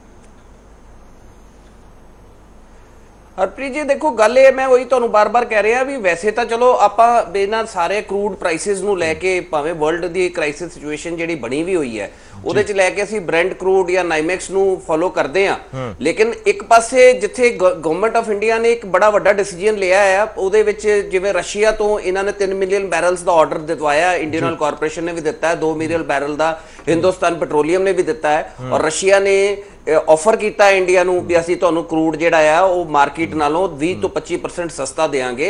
ਸੋ ਇਸੇ ਤਰ੍ਹਾਂ ਦੀ ਆਫਰ ਹੁਣ ਈਰਾਨ ਤੋਂ ਵੀ ਆ ਰਹੀ ਹੈ। ਤਾਂ ਮੈਂ ਉਮੀਦ ਕਰਦਾ ਵੀ ਜੇ ਗਵਰਨਮੈਂਟ ਆਫ ਇੰਡੀਆ ਅਗਰ ਕੰਟਰੋਲ ਕਰਨਾ ਚਾਹਵੇ ਤੇ ਇਹਨੂੰ ਕੰਟਰੋਲ ਕਰ ਸਕਦੀ ਹੈ, ਕਿਉਂਕਿ ਅਲਟੀਮੇਟਲੀ ਜਿਹੜੀ ਮਹਿੰਗਾਈ ਹੈ ਉਹ ਇੱਕ ਆਮ ਆਦਮੀ ਦੀ ਜਿਹੜਾ ਬਜਟ ਹੈ ਉਹਨੂੰ ਖਰਾਬ ਕਰ ਰਹੀ ਹੈ ਔਰ ਜੇ ਤੇਲ ਦੀਆਂ ਕੀਮਤਾਂ ਵੱਧਦੀਆਂ ਰਹੀਆਂ ਔਰ ਬਲਕ ਕੰਜ਼ਿਊਮਰਸ ਤੇ ਵੀ ਅਗਰ ਭਾਰ ਪੈਂਦਾ ਰਿਹਾ, ਭਾਵੇਂ ਇੰਡਸਟਰੀ ਹੈ ਭਾਵੇਂ ਟਰਾਂਸਪੋਰਟ ਹੈ, ਤੇ ਮੈਂ ਸਮਝਦਾ ਵੀ ਮਹਿੰਗਾਈ ਨੂੰ ਤਾਂ ਕੋਈ ਨਹੀਂ ਰੋਕ ਸਕੇਗਾ। ਬਿਲਕੁਲ ਠੀਕ ਹੈ। ਏਸੀ ਵੈਦ ਸਾਹਿਬ ਵੀ ਜੁੜੇ ਹੋਏ ਨੇ, ਮੈਂ ਤੁਹਾਡੇ ਕੋਲ ਵਾਪਸ ਆਣਾ। ਵੈਦ ਸਾਹਿਬ, ਰਸੋਈ ਗੈਸ ਦੀ ਕੀਮਤ ਜਿਹੜੀ 50 ਰੁਪਏ ਵਧਾ ਦਿੱਤੀ ਗਈ ਹੈ, ਲਗਭਗ 950 ਰੁਪਏ ਦਾ ਸਿਲੰਡਰ ਹੋ ਗਿਆ, 80 ਪੈਸੇ ਪੈਟਰੋਲ ਡੀਜ਼ਲ ਵੀ ਵਧਿਆ, ਪਰ ਹਾਲ ਹੀ ਦੇ ਵਿੱਚ ਪੈਟਰੋਲ ਡੀਜ਼ਲ ਦੇ ਰੇਟ ਘਟਾਏ ਵੀ ਸੀ, ਭਾਵੇਂ ਉਹ ਸੈਂਟਰ ਦੀ ਸਰਕਾਰ ਹੋਵੇ ਜਾਂ ਸਟੇਟ ਦੀ ਸਰਕਾਰ ਹੋਵੇ। ਜਿਹੜੇ ਰੇਟ ਘਟਾਏ ਸੀ ਉਹ ਜ਼ਿਆਦਾ ਘਟਾਏ ਸੀ, ਵਧੇ ਨੇ ਜਿਹੜੇ 80 ਪੈਸੇ ਸਿਰਫ ਵਧੇ ਨੇ। ਤੁਹਾਨੂੰ ਲੱਗਦਾ ਕਿ ਐਡਾ ਕੋਈ ਖਾਸ ਕੰਜ਼ਿਊਮਰ ਤੇ ਫਰਕ ਨਹੀਂ ਪੈਣ ਵਾਲਾ? नहीं, गल है कि every increase in price of oil और गैसेज जी is going to affect the consumer. Consumer बेचारे ते अल्टीमेटली पार पैना है जी। ये तो एक पोलिटिकल गिमिक सी, इलैक्शन डे सन जिदे करके कीमतां घटाइयां गईयां, इलैक्शन करके कीमतां वधाइयां नहीं गईयां, क्योंकि अजे भी मिनिस्ट्रीज फार्म हो रही ने जी, इस करके सिर्फ 80 पैसे का इंक्रीज की है। तो शॉर्टली देखोगे these will further go up. परवैत साहब सरकारां ਤਾਂ ਕਹਿੰਦੀ ਹੈ ਕਿ ਸਾਡੇ ਹੱਥ ਵਸ ਕੁਝ ਹੈ ਹੀ ਨਹੀਂ ਹੈ, ਕੌਮਾਂਤਰੀ ਬਾਜ਼ਾਰ ਦੇ ਨਾਲ ਕੀਮਤਾਂ ਜੁੜੀਆਂ ਪਈਆਂ, ਅਸੀਂ ਤਾਂ ਕੁਝ ਕਰਦੇ ਹੀ ਨਹੀਂ। ਸਰ ਇਹਨਾਂ 3 ਪਾਰਟਸ ਨੇ ਇਹਦੇ ਜੀ ਜੀ। ਸਰਕਾਰਾਂ ਹੱਥ ਸਭ ਕੁਝ ਹੈ, ਜੇ ਉਹ ਹੱਥ ਤੇ ਹੱਥ ਰੱਖ ਕੇ ਬਹਿ ਜਾਣ ਤਾਂ ਫਿਰ ਕੁਝ ਨਹੀਂ ਹੈ। ਦੇਖੋ ਇੱਕ ਤਾਂ ਆਇਲ ਕੰਪਨੀਜ਼, ਉਸ ਤੋਂ ਬਾਅਦ यूनियन की एक्साइज ड्यूटी जी ते स्टेटां दी GST जी, ये 3 चीज़ां सर गवर्न करदियां ने ऑयल प्राइसिस नूं। जी जी। जो international market which price I मैं मनदा उहदे नाल जुड़िया होया जी, लेकिन एक्साइज ड्यूटी सेंट्रल गवर्नमेंट पैसे लेंदी है और GST जिहड़ी है वो सरकारां लेंदियां, सेंटर और स्टेट दोनों शेयरिंग होती है जी जी, क्योंकि अजे इन्होंने GST उत्थे कीती नहीं है, उत्ते वैल्यू एडेड ही रखा था जे जी, ठीक है। ये भी एक गवर्नमेंटां दी फ्रॉड करन दा तरीका है कि उन्होंने इनू ऑयल्स नू, गैसिस नू, वाइन नू इन्होंने GST तो बाहर रखा जी। जे GST ਵੱਧ ਤੋਂ ਵੱਧ ਵੀ ਲਾਣ 28% ਵੀ ਮੈਕਸਿਮਮ ਜੋ ਇਹਨਾਂ ਨੇ ਸੋਚਿਆ ਸੀ, ਜਦ ਕਿ ਅੱਛੀਆਂ ਜਿਹੜੀਆਂ ਐਡਵਾਂਸ ਕੰਟਰੀਜ਼ ਨੇ ਉੱਥੇ 12% ਤੋਂ ਵੱਧ ਨਹੀਂ ਹੈਗੀ। ਬਿਲਕੁਲ ਠੀਕ ਹੈ। ਔਰ ਇੱਥੇ ਸਾਡੇ ਤਕਰੀਬਨ 50% ਤੋਂ ਉੱਪਰ ਤਾਂ ਟੈਕਸ ਅਸੀਂ ਪੇ ਕਰਦੇ ਆ। ਸੋ ਇਹ ਸਰਕਾਰਾਂ ਦੇ ਕਹਿੰਦੀਆਂ ਹੱਥਾਂ ਦੇ ਆ ਕਿ ਸਾਡੇ ਹੱਥ ਕੱਖ ਨਹੀਂ, ਬਿਲਕੁਲ ਝੂਠ ਹੈ। ਸਰਕਾਰਾਂ ਸਭ ਕੁਝ ਹੈ। ऑयल कंपनीज भी अपना शेयर घटा सकती है, सेंट्रल गवर्नमेंट भी अपना शेयर कुछ घटा सकती है और स्टेट गवर्नमेंट भी अपना कोई शेयर घटा सकती है, क्योंकि ऑयल जड़ा ना जी ये एमनीशन है। अगर इनू अग लग गई समझो हर चीज नू अग लग गई, हर चीज दी प्राइसेस ऊपर चले जानियां, क्योंकि कोई जगह एक जगह ते हर चीज अवेलेबल नहीं है, उसकी ट्रांसपोर्टेशन होती है और ट्रांसपोर्टेशन होगी तो कास्ट बढ़ेगी। तो मैं फील करदा ये बहानेबाजियां ने सरकारां दियां, इहदा इंपैक्ट बहुत वड्डा पैण वाला है। हुण जे इलैक्शन होना इमीडिएटली तो हुण कोई होना नहीं, हां हुण इंक्रीज चलदा रहना, हुणे वादा चलदा रहना, ऐसा लगदा है फिर जिन्ना के 6 हां वादा चलदा रहना। एक मिनट में वापस आया जी जी जी जी, ते उस तो पहला वधांदे रहना जी जी जी जी। एक मिनट आया मोंटी सैगल साहब, ਤੁਹਾਡੇ ਤੋਂ 2 ਸਵਾਲ ਪੁੱਛਣੇ ਨੇ। ਸੈਗਲ ਸਾਹਿਬ ਪਹਿਲਾ ਸਵਾਲ ਆਮ ਲੋਕਾਂ ਨੂੰ ਥੋੜੀ ਆਮ ਭਾਸ਼ਾ ਚ ਸਮਝਾਇਓ। ਅਸੀਂ ਕਈ ਵਾਰ ਸਮਝਾ ਚੁੱਕੇ ਹਾਂ ਕਿ ਜੇਕਰ ਥੋਕ ਦਾ ਰੇਟ ਵੱਧਦਾ ਹੈ ਤਾਂ ਹਰ ਆਮ ਖਾਸ ਨੂੰ ਕਿਵੇਂ ਪ੍ਰਭਾਵਿਤ ਕਰਦਾ ਹੈ। ਫਰਜ਼ ਕਰ ਲਓ ਇੱਕ ਹੋਟਲ ਤੋਂ ਹੀ ਆਪਾਂ ਲੈ ਲੈਣੇ ਆ ਕਿ ਕੋਈ ਹੋਟਲ ਵਾਲਾ 1000 ਲੀਟਰ ਤੇਲ ਲੈਂਦਾ, ਥੋਕ ਦੇ ਵਿੱਚ ਲੈਂਦਾ, ਜਦੋਂ ਉਹਨੂੰ ਉਹ ਮਹਿੰਗਾ ਪਏਗਾ ਤਾਂ ਉਹ ਪੈਸੇ ਕਿੱਥੋਂ ਵਸੂਲੇਗਾ? ਉਹ ਕਸਟਮਰ ਤੋਂ ਹੀ ਵਸੂਲੇਗਾ। ਥੋੜਾ ਜਿਹਾ ਮੈਂ ਉਹ ਵੀ ਤੁਹਾਡੇ ਤੋਂ ਸਮਝਣਾ ਚਾਹਨਾ। ਦੂਜੀ ਗੱਲ, ਜਿਸ ਤੇ ਲਗਾਤਾਰ ਤੁਸੀਂ ਜਾਂ ਤੁਹਾਡੇ ਜਿਹੜੇ ਸਾਥੀ ਨੇ ਉਹ ਪ੍ਰੋਟੈਸਟ ਕਰਦੇ ਰਹੇ ਨੇ कि हुण सत्ता बदल चुकी है, हुण आम आदमी पार्टी की सरकार है, कि तुसी डिमांड आम आदमी पार्टी की सरकार तो करोगे कि पंजाब दे विच वैट घटाया जाए तां जो रेट है जिहड़ा बाकी स्टेट्स के मुकाबले बराबर हो सके, साडी खपत वधे इत्थे?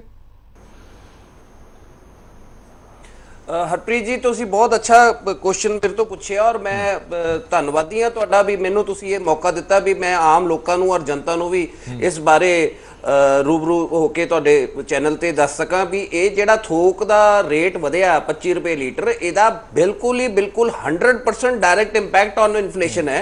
उहदा सब तो वड्डा रीजन ये हैगा भी ये देखो जी ट्रांसपोर्ट ਵਿੱਚ ਯੂਜ਼ ਹੁੰਦੇ ਬਲਕ ਦੇ।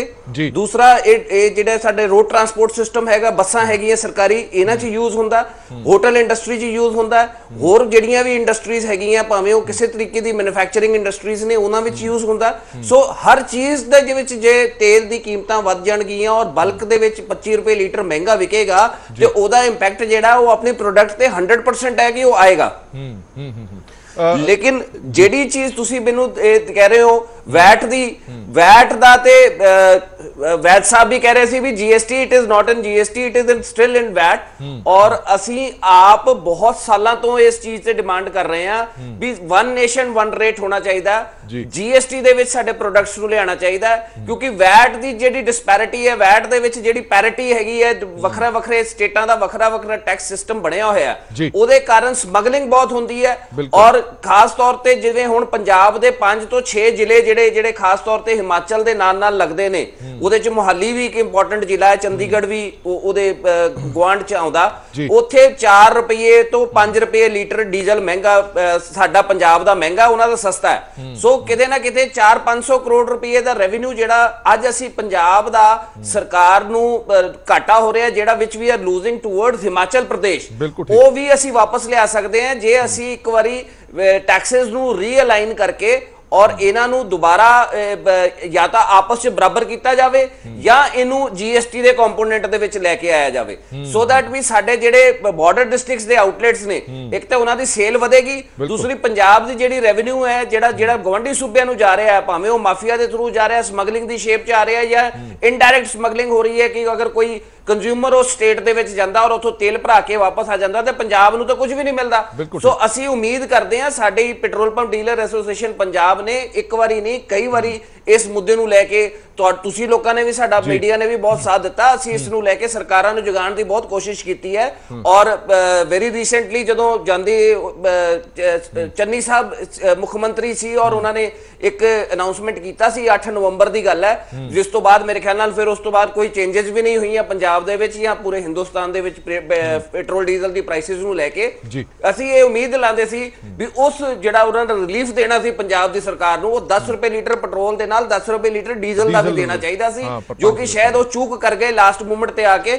ਪਰ ਮੈਂ ਹੁਣ ਉਮੀਦ ਲਾਉਣਾ ਕਿਉਂਕਿ ਪੰਜਾਬ ਪੂਰਾ ਜਿਹੜਾ ਹੈ ਹੁਣ ਸਰਦਾਰ ਭਗਵੰਤ ਮਾਨ ਸਿੰਘ ਨੂੰ ਦੇਖ ਰਹੀ ਹੈ ਔਰ ਭਗਵੰਤ ਮਾਨ ਜੀ ਵੱਲ ਲੋਕਾਂ ਦਾ ਜਿਹੜਾ ਇੰਟਰਸਟ ਹੈ ਉਹ ਇਸ ਸ਼ੇਪ 'ਚ ਹੈਗਾ ਵੀ ਪੰਜਾਬ ਦੀ ਤਰੱਕੀ, ਮੁੜ ਤਰੱਕੀ ਤੇ ਲਿਆਉਣ ਵਾਸਤੇ, ਪੰਜਾਬ ਨੂੰ ਮੁੜ ਸੁਨਹਿਰੀ ਪੰਜਾਬ ਬਣਾਉਣ ਵਾਸਤੇ ਪੰਜਾਬ ਦੇ ਜਿਹੜੇ ਲੋਕ ਨੇ ਉਹਨਾਂ ਨੂੰ ਰਿਲੀਫ ਮਿਲੇਗਾ। ਕਿਉਂਕਿ ਪੰਜਾਬ ਦੇ ਵਿੱਚ ਭਾਵੇਂ ਉਹ ਆਮ ਆਦਮੀ ਹੈ, ਭਾਵੇਂ ਉਹ ਟਰਾਂਸਪੋਰਟਰ ਹੈ, ਭਾਵੇਂ ਉਹ ਕਿਸਾਨ ਹੈ, ਹਰ ਜਿਹੜਾ ਹੈਗਾ ਕਿੱਤਾ, ਉਹਦੇ ਵਿੱਚ ਫਿਊਲ ਦੀ ਇੱਕ ਬਹੁਤ ਇੰਪੋਰਟੈਂਟ ਕੰਪੋਨੈਂਟ ਹੈਗਾ। ਹਰ ਇੱਕ ਬੰਦੇ ਦਾ ਇੱਕ ਬਜਟ ਹੁੰਦਾ, ਕਿਸਾਨੀ ਹੈ। ਔਰ ਹੁਣ ਤੁਹਾਡੇ ਸਾਹਮਣੇ ਅੱਗੋਂ ਹਾਰਵੈਸਟਿੰਗ ਸੀਜ਼ਨ ਆ ਰਿਹਾ, ਖੇਤੀ ਕਟਾਈ ਦਾ ਸੀਜ਼ਨ ਆ ਰਿਹਾ, ਸੋ ਅਸੀਂ ਉਮੀਦ ਕਰਦੇ ਹਾਂ ਕਿ ਪੰਜਾਬ ਸਰਕਾਰ ਪਹਿਲ ਦਿਖਾਤੇ ਆਧਾਰ ਤੇ ਅਗਰ ਕੋਈ ਡਿਸੀਜਨ ਲੈਣਾ ਚਾਹੁੰਦੀ ਹੈ ਪੰਜਾਬ ਦੇ ਵਿੱਚ ਔਰ ਪੰਜਾਬ ਦੀ ਤਰੱਕੀ ਨੂੰ ਦੁਬਾਰਾ ਬਹਾਲ ਕਰਨਾ ਚਾਹੁੰਦੀ ਹੈ, ਪੰਜਾਬ ਦੀ ਤੇਜ਼ੀ, ਪੰਜਾਬ ਦੇ ਵਿੱਚ ਤੇਜ਼ੀ ਲਿਆਉਣਾ ਚਾਹੁੰਦੀ ਹੈ, ਤੇ ਮੈਂ ਸਮਝਦਾ ਵੀ ਸਭ ਤੋਂ ਪਹਿਲਾ ਡਿਸੀਜਨ ਇਹਨਾਂ ਨੂੰ ਇਹ ਲੈਣਾ ਚਾਹੀਦਾ ਵੀ ਹਿਮਾਚਲ ਤੋਂ ਬਰਾਬਰ ਜਾਂ ਉਸ ਤੋਂ ਵੀ 10 ਪੈਸੇ ਸਸਤਾ ਡੀਜ਼ਲ ਦਾ ਰੇਟ ਕੀਤਾ ਜਾਵੇ, ਸੋ ਦੈਟ ਪੰਜਾਬ ਦੇ ਵਿੱਚ ਐਟਲੀਸਟ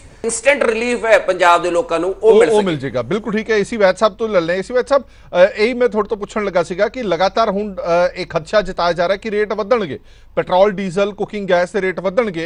अजे दे विच भावें सूबे की सरकार होवे, एक नवीं सरकार पंजाब दे विच बनी है, भगवंत मान दी सरकार बनी है, किन्नी को लगता है कि तुहानूं राहत है जिहड़ी ओह आम लोकां नूं सरकार दे सकदी है, या सरकार दे हत्थ वस किन्ना कुछ है कि ओह पंजाब दे लोकां नूं राहत दे सकदी है? फिर आपां केंद्र दी भी गल कर लांगे। सरकार दे कोल सर बहुत कुछ है, मैं ऑलरेडी कह चुके हैं, स्टेट और सेंटर दोनों कोल बहुत कुछ है। अगर वो देना चाहन पब्लिक नू जो दे सकते हैं, कीमतां रैशनलाइज कीतियां जा सकदियां।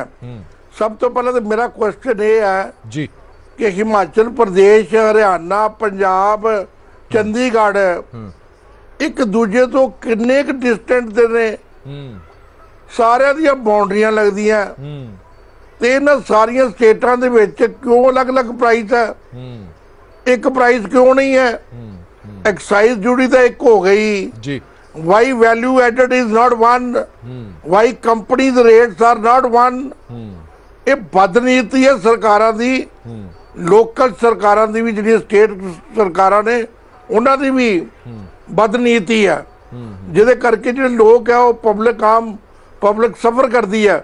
ਮੈਨੂੰ ਯਾਦ ਹੈ ਜੀ ਕਿ ਜਿਹੜੇ ਚੰਡੀਗੜ੍ਹ ਦੇ ਵਿੱਚ ਪੈਟਰੋਲ ਦਾ ਕੀਮਤ ਘੱਟ ਸੀ, ਡੀਜ਼ਲ ਦੀ ਘੱਟ ਸੀ, ਲੇਕਿਨ ਮੁਹਾਲੀ ਜ਼ਿਆਦਾ ਸੀ। ਔਰ ਜਿਹੜੇ ਚੰਡੀਗੜ੍ਹ ਦੇ ਬਾਰਡਰ ਤੇ ਸਨ ਪੈਟਰੋਲ ਪੰਪ, ਉਹਦੇ ਯੂਜ਼ ਟੂ ਕਰਾਈ। ਇਸੇ ਤਰ੍ਹਾਂ ਹਿਮਾਚਲ ਆਪਣੀ ਬਾਉਂਡਰੀ ਤੇ ਹੈ ਜੀ। ਪੰਚਕੂਲੇ ਕਿਸੇ ਵੇਲੇ ਸਸਤਾ ਹੁੰਦਾ, ਕਿਸੇ ਵੇਲੇ ਮਹਿੰਗਾ ਹੁੰਦਾ ਚੰਡੀਗੜ੍ਹ ਨਾਲੋਂ, ਪੰਜਾਬ ਨਾਲੋਂ। ਜ਼ੀਰਕਪੁਰ ਪੰਜਾਬ ਨੂੰ, ਹਰਿਆਣੇ ਨੂੰ ਅਟੈਚ ਕਰਦਾ। ਸੋ ਇਹ ਆ ਜਿਹੜੀਆਂ ਸਟੇਟਾਂ ਨੇ ਖਾਸ ਤੌਰ ਤੇ ਬਾਰਡਰ ਲਈ, ਤੁਸੀਂ ਯੂਪੀ ਰਾਜਸਥਾਨ ਬਾਹਰ ਨੇ, ਉੱਥੇ ਜੋ ਮਰਜ਼ੀ ਕਰੋ ਤੁਸੀਂ, ਲੇਕਿਨ ਇਹਨਾਂ ਸਟੇਟਾਂ ਵਿੱਚ ਤਾਂ ਇੱਕ ਕੀਮਤ ਹੋਣੀ ਚਾਹੀਦੀ ਹੈ। ਔਰ 12% ਤੋਂ ਉੱਪਰ ਟੈਕਸ ਨਹੀਂ ਹੋਣੀ ਚਾਹੀਦੀ, ਕਮ ਵਟ ਮੇ। ਔਰ ਇਹਨੂੰ GST ਦੇ ਅੰਡਰ ਲਿਆਣਾ ਚਾਹੀਦਾ, ਬਿਲਕੁਲ। ਤਾਂ ਹੀ ਜਿਹੜੇ ਪ੍ਰਾਈਸਿਸ ਨੇ ਰੈਸ਼ਨਲਾਈਜ਼ ਹੋਣਗੀਆਂ। ਕੋਈ ਸਰਕਾਰ ਨਹੀਂ ਜੇ ਮਰਨ ਲਗੀ, ਨਾ ਸੈਂਟਰ ਮਰਨ ਲਗਾ, ਨਾ ਸਟੇਟ ਮਰਨ ਲਗੀ ਹੈ ਅਗਰ 12% ਕਰ ਦੇਣਗੇ। ਠੀਕ ਹੈ। ਆਇਲ ਕੰਪਨੀਆਂ ਨੂੰ ਜੋ ਰੀਜ਼ਨੇਬਲ ਉਹਨਾਂ ਦੀ ਪ੍ਰੋਫਿਟ ਬਣਦਾ ਉਹ ਦਿਓ, ਠੀਕ ਹੈ। ਬਾਕੀ ਬੈਨੀਫਿਟ ਸਾਹਿਬ ਇਹ ਲੀਡਰਾਂ ਦੇ ਕੋਲ ਰੱਟੇ ਰਟਾਏ ਦੋ ਜਵਾਬ ਨੇ। ਮੈਂ ਲਗਾਤਾਰ ਲੀਡਰਾਂ ਤੋਂ ਇਹ ਬਿਆਨ ਲੈ ਰਿਹਾ, ਉਹਨਾਂ ਕੋਲ ਦੋ ਰੱਟੇ ਰਟਾਏ ਜਵਾਬ ਨੇ। ਪਹਿਲਾ ਕਿ ਜੀ ਦੇਖੋ ਰਸ਼ੀਆ ਤੇ ਯੂਕਰੇਨ ਦੀ ਵਾਰ ਲੱਗੀ ਹੈ, ਅਸੀਂ ਕੀ ਕਰ ਸਕਦੇ ਹਾਂ, ਉਹਦੇ 'ਚ ਅਸੀਂ ਕੁਝ ਨਹੀਂ ਕਰ ਸਕਦੇ, ਰੇਟ ਵਧਣਗੇ। ਦੂਜਾ ਇਹ ਕਿ ਸਾਡੇ ਕੋਲ ਕਮਾਈ ਦਾ ਕੋਈ ਸਾਧਨ ਹੀ ਨਹੀਂ ਹੈਗਾ, ਸਾਡੇ ਕੋਲ ਕਮਾਈ ਦਾ ਸਾਧਨ ਪੈਟਰੋਲ ਡੀਜ਼ਲ ਹੈ ਜਾਂ ਲਿਕਰ ਹੈ, ਅਸੀਂ ਇਹ ਦੋਵੇਂ ਕਿਵੇਂ ਛੱਡ ਸਕਦੇ ਹਾਂ ਸਾਧਨ? ਗੱਲ ਹੈ ਜੀ, ਇਹਨਾਂ ਸਾਰੀਆਂ ਸਰਕਾਰਾਂ ਨੇ ਐਗਰੀਕਲਚਰ ਦਾ ਭੱਠਾ ਬਿਠਾਤਾ, ਉਹਦਾ ਗਰੋਥ ਜ਼ੀਰੋ ਤੱਕ ਲੈ ਆਏ। ਇੰਡਸਟਰੀ ਦਾ ਇਹਨਾਂ ਨੇ ਬੇੜਾ ਗਰਕ ਕਰ ਦਿੱਤਾ। ਇੰਡਸਟਰੀਜ਼ ਚਲਦੀਆਂ ਚਲਾਉਂਦੀਆਂ ਬੰਦ ਹੋ ਗਈਆਂ। ਟਰਸ਼ਰੀ ਸੈਕਟਰ ਇੱਕ ਰਹਿ ਗਿਆ, ਜਿੱਥੇ ਵਿੱਚ ਤੁਹਾਡੀ ਸਰਵਿਸ ਸੈਕਟਰ ਹੈ, ਤਨਖਾਹਾਂ ਫਿਕਸਡ ਮਿਲਦੀਆਂ, ਹਰ ਮਹੀਨੇ ਮਿਲਦੀਆਂ। ਉਹ ਵੀ ਉਹ ਕੋਵਿਡ ਕਰਕੇ ਜਿਹੜੇ ਪ੍ਰਾਈਵੇਟ ਸੈਕਟਰ ਹੈ ਉਹਨਾਂ ਨੇ ਅੱਧੇ ਬੰਦੇ ਕੱਢ ਦਿੱਤੇ, ਅੱਧੇ ਨੂੰ ਤਨਖਾਹ ਦੇ ਦਿੱਤੀ, ਔਰ ਬਾਕੀਆਂ ਨੂੰ 50% 60% ਤਨਖਾਹ ਦਿੱਤੀ ਹੈ। ਉਹ 2 ਮਹੀਨੇ ਦੀ ਪ੍ਰੋਬਲਮ ਸੀ, ਲੇਕਿਨ ਇਹਨਾਂ ਨੇ 2 ਸਾਲ ਲੰਘਾ ਦਿੱਤੇ। ਇੰਨੀ ਐਕਸਪਲੋਇਟੇਸ਼ਨ ਸਰਕਾਰਾਂ ਵੇਖ ਰਹੀਆਂ ਸਨ, ਨਜ਼ਾਰਾ ਲੈ ਰਹੀਆਂ ਸਨ, ਮਜ਼ੇ ਲੈ ਰਹੀਆਂ ਸਨ, ਬਿਲਕੁਲ ਨਹੀਂ ਸੀ ਬੋਲ ਰਹੀ। ਤੁਹਾਨੂੰ ਦੱਸੋ ਕਿ ਇਸ ਟਾਈਮ ਤੇ ਹਰ ਸਬਜ਼ੀ ਆ ਜਾਂਦੀ ਹੈ, ਔਰ ਸਬਜ਼ੀ 10-10 ਰੁਪਏ ਕਿਲੋ ਵਿਕਦੀ ਹੁੰਦੀ ਸੀ। ਅੱਜ ਕੋਈ ਸਬਜ਼ੀ ਜਿਹੜੀ ਹੈ ਉਹ 40 ਰੁਪਏ, 50 ਰੁਪਏ, 60 ਰੁਪਏ, 70 ਰੁਪਏ ਤੋਂ ਘੱਟ ਨਹੀਂ ਹੈ। ਕੋਈ ਦਾਲ 100 ਰੁਪਏ ਤੋਂ ਥੱਲੇ ਨਹੀਂ ਹੈ। ਕਿਆ ਮੌਕਰੀ ਬਣਾਈ ਦੀ ਹੈ, ਔਰ ਤਨਖਾਹਾਂ ਪ੍ਰਪੋਰਸ਼ਨਲੀ ਵੱਧ ਨਹੀਂ ਰਹੀਆਂ। ਸੋ ਇਹ ਆਉਣ ਵਾਲੇ ਸਮੇਂ ਦੇ ਵਿੱਚ ਮੈਨੂੰ ਲੱਗਦਾ ਕਿ ਸਾਰੀ ਗਵਰਨਮੈਂਟ ਹੋਰ ਜ਼ਿਆਦਾ ਜਿਹੜਾ ਮਸਲਾ ਗੰਭੀਰ ਹੋਣ ਵਾਲਾ ਹੈ। ਮੇਰੇ ਕੋਲ ਸਮਾਂ ਘੱਟ ਹੈ। ਸਹਿਗਲ ਸਾਹਿਬ, ਜਾਂਦੇ ਜਾਂਦੇ ਇੱਕ ਛੋਟਾ ਜਿਹਾ ਰਿਐਕਸ਼ਨ ਤੁਹਾਡੇ ਤੋਂ ਹੋਰ ਚਾਹੁੰਦੇ ਹਾਂ ਕਿ ਅੰਦਾਜ਼ਾ ਲਾ ਕੇ ਚੱਲਦੇ ਹੋ ਕਿ ਜੇ ਇਹੀ ਸਭ ਕੁਝ ਇਦਾਂ ਹੀ ਚੱਲਦਾ ਰਿਹਾ, ਜਿਵੇਂ ਇਸੀ ਵੈਦ ਸਾਹਿਬ ਨੇ ਬੜੀ ਚੰਗੀ ਗੱਲ ਕਹੀ ਹੈ ਕਿ ਹੁਣ ਤਾਂ ਨੇੜੇ ਤੇੜੇ ਕੋਈ ਇਲੈਕਸ਼ਨ ਵੀ ਹੈ ਨਹੀਂ ਹੈ, ਹੁਣ ਤਾਂ ਰੜਾ ਮੈਦਾਨ ਹੈ, ਖੁੱਲਾ ਮੈਦਾਨ ਹੈ, ਜਿਵੇਂ ਮਰਜ਼ੀ ਘੋੜੇ ਭਜਾਈ ਜਾਓ, ਤਾਂ ਤੁਹਾਨੂੰ ਲੱਗਦਾ ਕਿ ਰੇਟ ਕਿੱਥੇ ਤੱਕ ਜਾ ਸਕਦੇ ਨੇ? 2 ਕੰਪੋਨੈਂਟ ਹੁੰਦੇ ਸੀ ਬੜੇ ਇੰਪੋਰਟੈਂਟ, ਜਿਹੜੀ ਟਰਾਂਸਪੇਰੈਂਸੀ ਪੁਰਾਣੇ ਟਾਈਮ 'ਚ ਚੱਲਦੀ ਸੀ। ਉਹਦੇ ਵਿੱਚ ਇੱਕ ਹੁੰਦਾ ਸੀ ਇੰਪੋਰਟ ਪ੍ਰਾइस और एक ਹੁੰਦਾ ਸੀ एक्सपोर्ट प्राइस, और ਉਹਨਾਂ ਦੋਨਾਂ ਦੀ ਇੱਕ ਐਵਰੇਜ ਕੱਢ ਕੇ ਇੱਕ ਟ੍ਰੇਡ ਪ੍ਰਾइस ਬਣਦੀ ਸੀ ਜਾਂ ਰਿਫਾਈਨਰੀ ਟ੍ਰਾਂਸਫਰ ਪ੍ਰਾइस ਕਹਿੰਦੇ ਸੀ। ਇਹਨਾਂ ਨੇ ਆਪਣੇ ਪ੍ਰਾइस ਬਿਲਟ ਅਪ ਚੋਂ ਤੇਲ ਕੰਪਨੀਆਂ ਨੇ ਉਹ ਖਤਮ ਕਰਤਾ, so that you don't know what is the import price, what is the export price, and ਉਹਦੇ ਹਿਸਾਬ ਨਾਲ ਕਿੰਨਾ ਕੁ ਰੇਟ ਜਿਹੜਾ ਆ ਜੈਨੂਅਲੀ ਵਧਣਾ ਚਾਹੀਦਾ ਸੀਗਾ। और जिथे तक मैं तुहानू कह रहा भी जिथे तक ये प्राइसिंग का सवाल है, देखो केंद्र सरकार ने इनिशिएटिव लिया और रशिया नू कहा उन्होंने भी तुसी सानू तेल दिओ, और इंडियन ऑयल कॉर्पोरेशन और हिंदुस्तान पेट्रोलियम ने ते ऑर्डर भी प्लेस किया है। 3 मिलियन बैरल का इंडियन ऑयल ने, 2 मिलियन बैरल का हिंदुस्तान पेट्रोलियम ने। फिर इस तो अलावा ईरान ने भी सानू ऑफर किया। तो जे ईरान भी सानू अगर डिस्काउंटेड प्राइस से क्रूड ऑफर करता है और एवरेज क्रूड प्राइस अगर $100 के करीब हैगी और 20% डिस्काउंट ते सानू दिंदे ने, तो जे $80 ਦੇ ਆਸ-ਪਾਸ ਅਗਰ ਸਾਡੀ ਪਰਚੇਜ਼ ਆਂਦੀ ਹੈ ਤੇ ਮੈਂ ਨਹੀਂ ਸਮਝਦਾ ਵੀ ਪ੍ਰਾਈਸ ਵਧਾਉਣ ਦੀ ਕੋਈ ਲੋੜ ਹੈਗੀ ਹੈ। ਪ੍ਰਾਈਸ ਨੂੰ ਕੰਟਰੋਲ ਕੀਤਾ ਜਾ ਸਕਦਾ ਹੈ। ਅੱਜ ਦੀ ਡੇਟ ਜਿਹੜੀ ਹੈਗੀ ਹੈ, ਬਿਲਕੁਲ ਜਿੱਦਾਂ ਪ੍ਰੋਫੈਸਰ ਸਾਹਿਬ ਨੇ ਕਿਹਾ ਵੀ ਕੋਵਿਡ ਨੇ ਸਾਨੂੰ ਬਹੁਤ ਡੈਂਟ ਕੀਤਾ, ਤੇ ਮੈਂ ਸਮਝਦਾ ਵੀ ਕੇਂਦਰ ਸਰਕਾਰ ਔਰ ਪੰਜਾਬ ਸਰਕਾਰ ਦੋਨਾਂ ਨੂੰ ਮਿਲ ਕੇ ਇਹ ਡਿਸਾਈਡ ਕਰਨਾ ਚਾਹੀਦਾ ਵੀ ਅਸੀਂ ਟੈਕਸਸ ਘਟਾ ਕੇ ਪੰਜਾਬ ਦੇ ਲੋਕਾਂ ਨੂੰ ਔਰ ਹਿੰਦੁਸਤਾਨ ਦੇ ਲੋਕਾਂ ਨੂੰ ਵੀ ਅਸੀਂ ਰਿਲੀਫ ਦਈਏ, ਸੋ ਦੈਟ ਵੀ ਜਿਹੜਾ ਉਹਨਾਂ ਦਾ ਬਜਟ ਹੈਗਾ ਉਹ ਤੇਲ ਦੇ ਵਿੱਚ ਨਾ ਖਪਤ ਹੋ ਕੇ ਹੋਰ ਕਿਸੇ ਪ੍ਰੋਡਕਟਿਵ ਕੰਮਾਂ ਦੇ ਵਿੱਚ ਵੀ ਉਹਦਾ ਦਾ ਪੈਸਾ ਇਸਤੇਮਾਲ ਹੋ ਸਕਦਾ। ਬਿਲਕੁਲ ਠੀਕ ਹੈ। ਆਪਦਾ ਦੇ ਵਿੱਚ ਅਵਸਰ ਭਾਲਣ ਦੀ ਕੋਸ਼ਿਸ਼ ਨਾ ਕਰੋ ਕਿ ਜੰਗ ਲੱਗੀ ਪਈ ਹੈ ਤੇ ਜੰਗ ਦਾ ਬਹਾਨਾ ਕਰਕੇ ਜਿੰਨੇ ਮਰਜ਼ੀ ਰੇਟ ਵਧਾਈ ਜੋ ਕੋਈ ਪੁੱਛਣ ਵਾਲਾ ਨਹੀਂ ਹੈ। ਔਰ ਜਦੋਂ ਇਹ ਕਿਹਾ ਜਾਂਦਾ ਕਿ ਸਾਡੇ ਕੋਲ ਸਿਰਫ ਕਮਾਈ ਦਾ ਸਾਧਨ ਹੀ ਇਹ ਹੈ, ਸਾਡੇ ਕਮਾਊ ਪੁੱਤ ਸਿਰਫ ਪੈਟਰੋਲ ਡੀਜ਼ਲ ਤੇ ਦਾਰੂ ਹੈ, ਤਾਂ ਅਜਿਹੇ ਦੇ ਵਿੱਚ ਇੱਕ ਜਿਵੇਂ ਡਾਕਟਰ ਸਾਹਿਬ ਨੇ ਕਿਹਾ ਕਿ ਤੁਸੀਂ ਪਹਿਲਾਂ ਹੀ ਸਭ ਕੁਝ ਖਤਮ ਕਰ ਦਿੱਤਾ, ਇਹ ਬਦਨੀਤੀ ਹੈ ਤੁਹਾਡੀ, ਇਸੇ ਕਰਕੇ ਤੁਸੀਂ ਇਹ GST ਦੇ ਵਿੱਚ ਨਹੀਂ ਲਿਆਉਣਾ ਚਾਹੁੰਦੇ ਕਿਉਂਕਿ ਇੱਥੋਂ ਹੀ ਸਭ ਕੁਝ ਬਚਾ ਰਹੇ ਹੋ ਔਰ ਆਪਣੇ ਘਰ ਭਰ ਰਹੇ ਹੋ ਔਰ ਉਸ ਦਾ ਖਮਿਆਜ਼ਾ ਜਿਹੜਾ ਆਮ ਲੋਕਾਂ ਨੂੰ ਭੁਗਤਣਾ ਪੈ ਰਿਹਾ। ਦੇਸ਼ ਦੁਨੀਆ ਦੀ ਬਾਕੀ ਖਬਰਾਂ ਲਈ ਬਣੇ ਰਹੋ PTC ਨਿਊਜ਼ ਦੇ ਨਾਲ। ਧੰਨਵਾਦ।